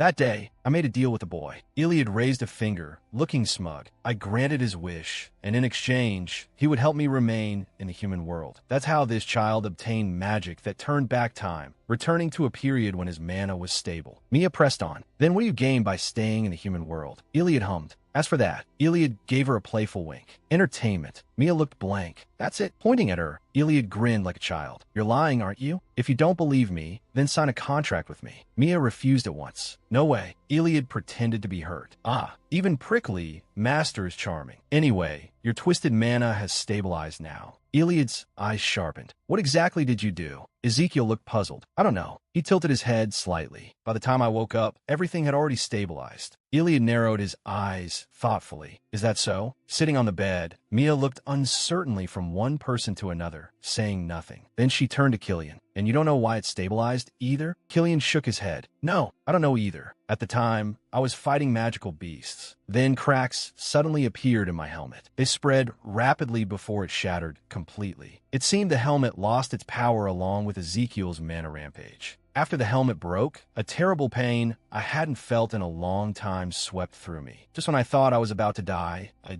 dazzling light swallowed me. When I opened my eyes again, my mana had already stabilized. Killian lowered his gaze. so I can't give you a detailed explanation. I'm sorry. Mia quickly waved her hands. It's okay. It's fine if you don't know. She gave a relieved smile. As long as both of you are safe. Mia looked around. Right? Where's Dante? Dante was staring into the distance. A massive magic circle revolved in the sky, radiating an ominous red light. Mia's voice was filled with worry. Is it still there? Yes. So they didn't just appear where we were. More of them open elsewhere too. Mia's pupils shrink. There's more than one portal that big? Can Dante handle it alone? Ezekiel's voice was calm. A portal of that level is nothing for the commander. Don't worry. But Ezekiel cut her off. All you need to do is rest properly. He pressed Mia back onto the bed and pulled the blanket up for her. The touch was casual, yet warm. What was this feeling? Ezekiel's eyes softened. In a low murmur, he said, "Thank you." Mia blinked. "What did you just say?" Ezekiel looked away. "I didn't say anything." Then his voice sounded again. "You worked hard today."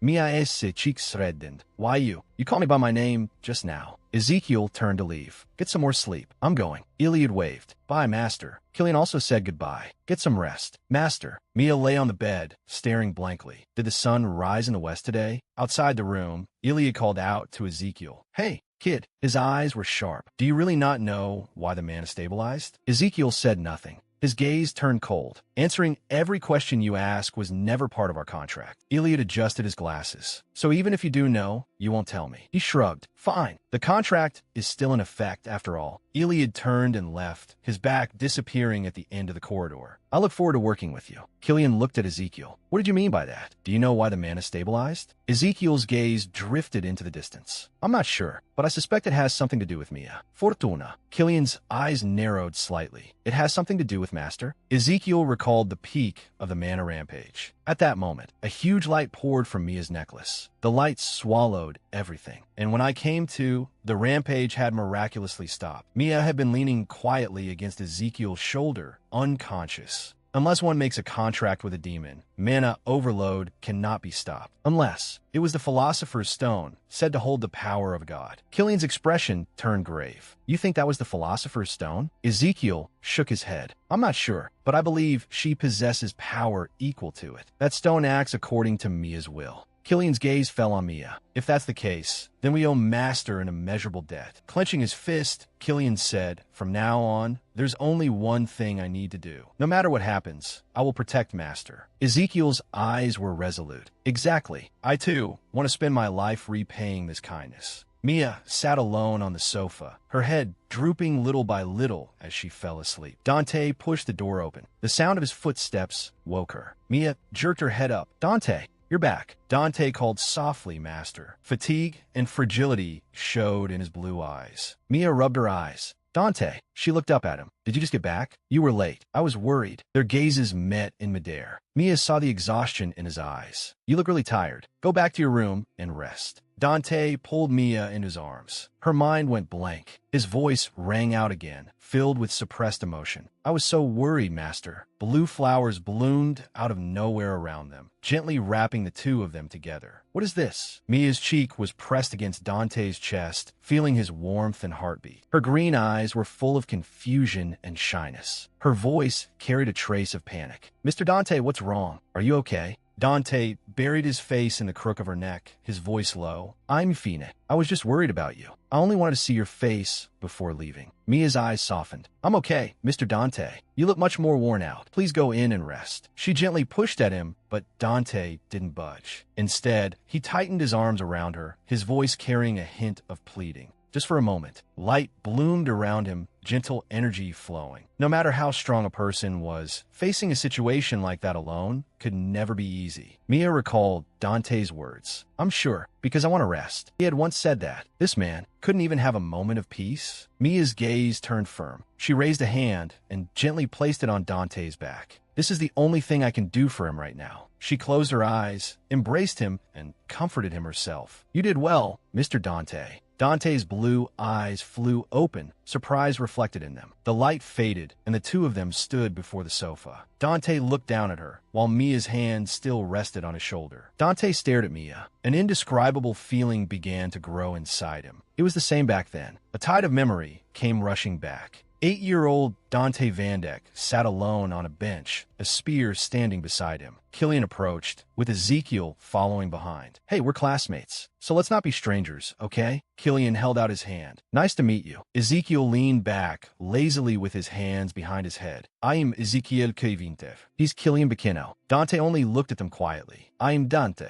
Vandyck? Ezekiel's eyes lit up. The Vandyck family? That famous house known for producing sword masters? He curiously looked over the spear at Dante's side. But you're going to use a spear instead of a sword? Swords are much cooler. Killian drew his own blade, and the edge flashed coldly. I'll train hard and become a true sword master. Dante looked at Killian. I won't stop you from becoming a sword master, but overusing your abilities will cause mana overload. Killian looked unconcerned. Then I'll just shout really loud and blow the overload away. Ezekiel scoffed. Is your brain made of muscle? And what about you? With stamina that bad, you still want to become the master of the magic tower? Killian shot back without hesitation. I'll develop a potion that boosts stamina. Killian frowned. I mean, you should exercise, not rely on little tricks like potions. Ezekiel looked disgusted. Me and exercise are strangers. Dante listened quietly, saying nothing. Killian turned to Dante. Why are you trying so hard to prove yourself? Dante folded his arms, his gaze cold. In the end, people with special abilities are just tools used by the Empire. The Imperial flag unfurled in his mind. What meaning is there in that kind of life? Isn't obeying orders enough? Ezekiel patted Killian on the shoulder. But when you set a goal and achieve it, doesn't that feel rewarding? I think that kind of thing is fun. Dante remained expressionless. I don't need goals to do well. Ezekiel raised a brow. Oh, really? A man in an officer's uniform walked over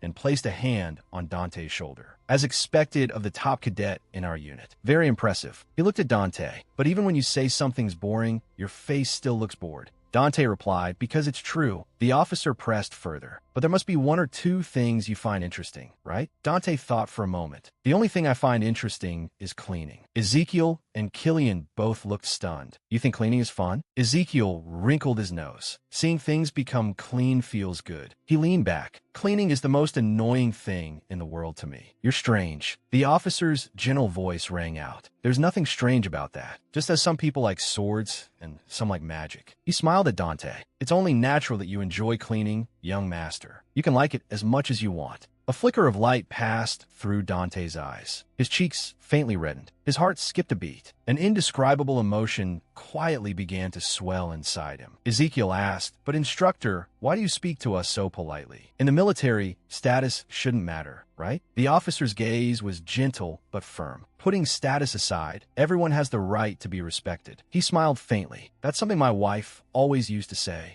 Ezekiel looked a little surprised. You sound like a man obsessed with his wife. The officer proudly puffed out his chest. If we're on that subject, let me brag about my daughter too. From the moment she was born, she was unbearably adorable. Seeing her made me realize there could actually be something in this world so cute. She's not only adorable, she's brave too. The first time she rolled over, the officer gestured animatedly, beaming as he spoke. Ezekiel and Killian looked awkward. We're going to be late for training. We're going on ahead. The officer suddenly came to himself.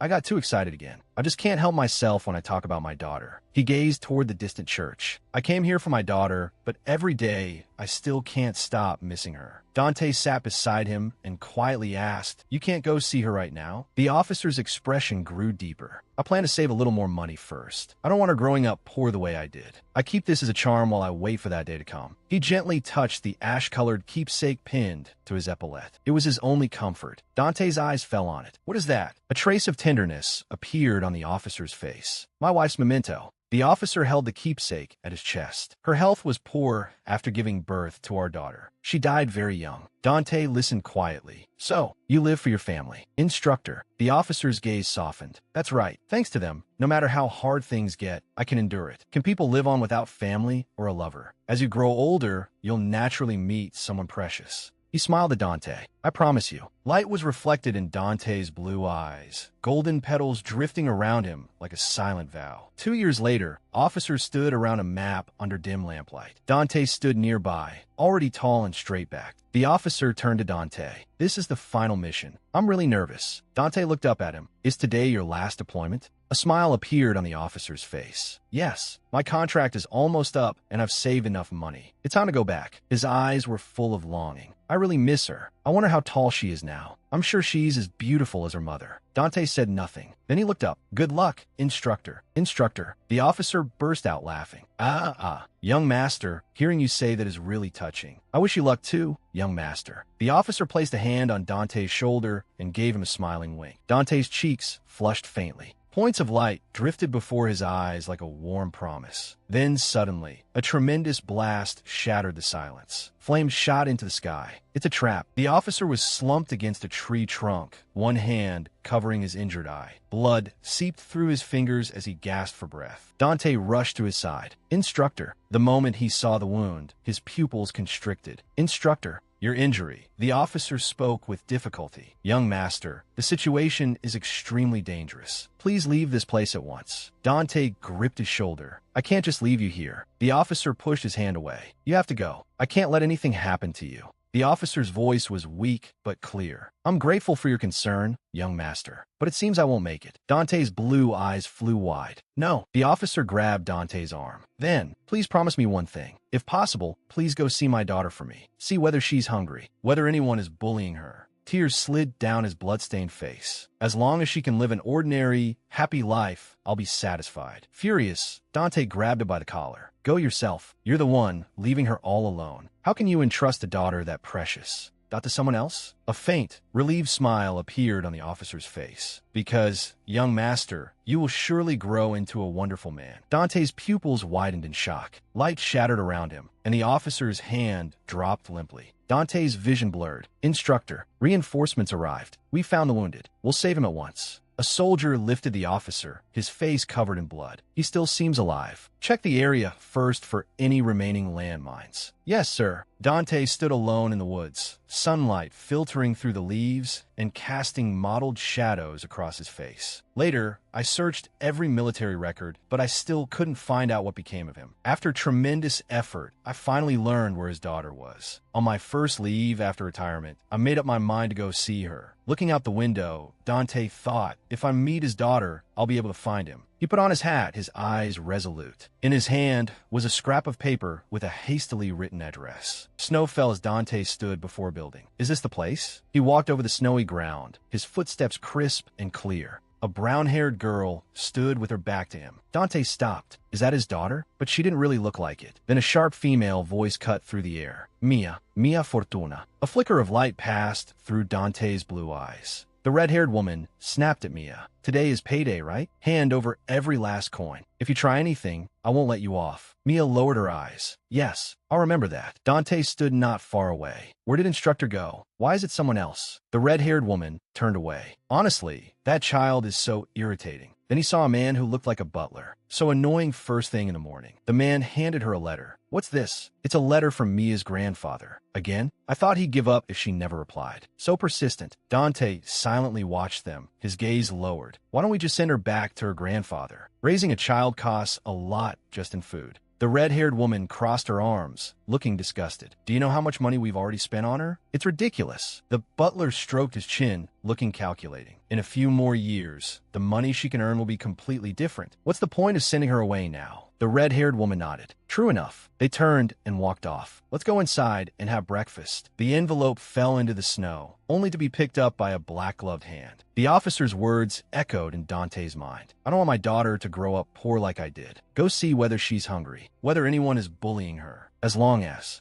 she can live an ordinary, happy life. Dante stared at Mia's back. Snow melted in her hair, and there wasn't a trace of light in her green eyes. An ordinary, happy life. What he saw was far removed from that. Dante watched Mia's retreating figure. Why is an instructor here? Why is his daughter living such a miserable life? I know none of this has anything to do with me. Even so, I still wanted to help that child. I couldn't forget that even in his final moment, the only person on his mind was still his daughter. Dante lowered the brim of his hat to hide his eyes. Then he stepped forward through the snow. Stopping in front of her, Dante spoke softly. Hey, you're the child who lives in the third house of that estate, right? Dante unfolded the letter. The handwriting on it was old but gentle. Mia, are you doing well? I've lost count of how many letters this is, but I still keep sending them in the hope that you'll reply. Your aunt says you want to stay there. But if even a small part of you wants to be with me, then today, I write to you once more. Mia's cheeks reddened, and she covered her mouth with her hand. I await your reply. Grandfather. Mia's gaze froze on the letter. Her whole body trembled. A letter for me. I have a grandfather. I really have family. She covered her face with both hands as tears poured down. Dante simply watched her in silence. Then Mia looked up at him through tearful eyes. Mia wiped away her tears, her voice pleading. I want to write back. Can you help me? She lowered her head, speaking in a tiny voice. I can't read or write. Something shifted faintly in Dante's blue eyes. He looked at the frail girl before him, snow collecting at the ends of his hair. Sitting beside him, Mia said firmly, I want to live with my grandfather, not my aunt. Please come and take me away. Holding pen and paper, Dante confirmed. Is that all you want to write? Mia's cheeks reddened, and she nodded hard. Yes, it's perfect. Dante looked at her. You want to live with your grandfather? Mia answered without hesitation. Of course. She clenched her fists. If I keep living with those people, I might starve to death. Light sparkled in Mia's eyes. If you hadn't told me, I never would have known my grandfather existed. A radiant smile bloomed on her face. It's all thanks to you. Thank you so much. A trace of surprise passed through Dante's blue eyes. This is the first time anyone has ever thanked me. He looked at Mia. Don't you have any friends? Mia planted her hands on her hips and replied boldly, Neither do I. So what? Why don't we make today the anniversary of the day two kids with no friends first met? It'll be a one-of-a-kind anniversary in the whole world. The corners of Dante's lips lifted slightly as he lowered the brim of his hat. You're an interesting kid. Mia's green eyes lit up. Wow, you smiled. Then let's become friends too. This time, we can make it the anniversary of the day we each made our very first friend. Dante's smile disappeared. He stood up. Once I leave here today, I probably won't make any friends again. Mia's smile froze on her face as she watched his retreating back. Oh, really? A trace of disappointment crossed her face. I want to be your friend. That's too bad, Dante said expressionlessly. What's so good about having friends? Mia's green eyes shone. What's good about them? She counted on her fingers. When you're lonely, they'll stay with you. When things are hard, they'll help you. That's what friends are. They protect each other. She smiled until her eyes curved like crescent moons. A flicker of light passed through Dante's blue eyes. Protect each other. He lowered the brim of his hat. If we meet again, then I'll be your friend. Mia held out her little finger, her eyes full of expectation. It's a promise. We'll definitely meet again. Dante looked at the little finger she had extended. Looking confused, he stared at her. Squatting down, Mia looked up at him. Don't you know about pinky promises? What's that? Mia took Dante's hand and hooked his little finger with hers. You hook your finger here like this, and then you make your promise. She smiled brilliantly. Thank you for helping me today. You're definitely going to become a wonderful adult. Mia's smiling face reflected in Dante's blue eyes. A child who had said the same thing as instructor. For some reason, that child overlapped with him. Maybe it was because her strange way of speaking was so interesting, but I really did pinky swear with her. On the way back that day, I kept thinking about her.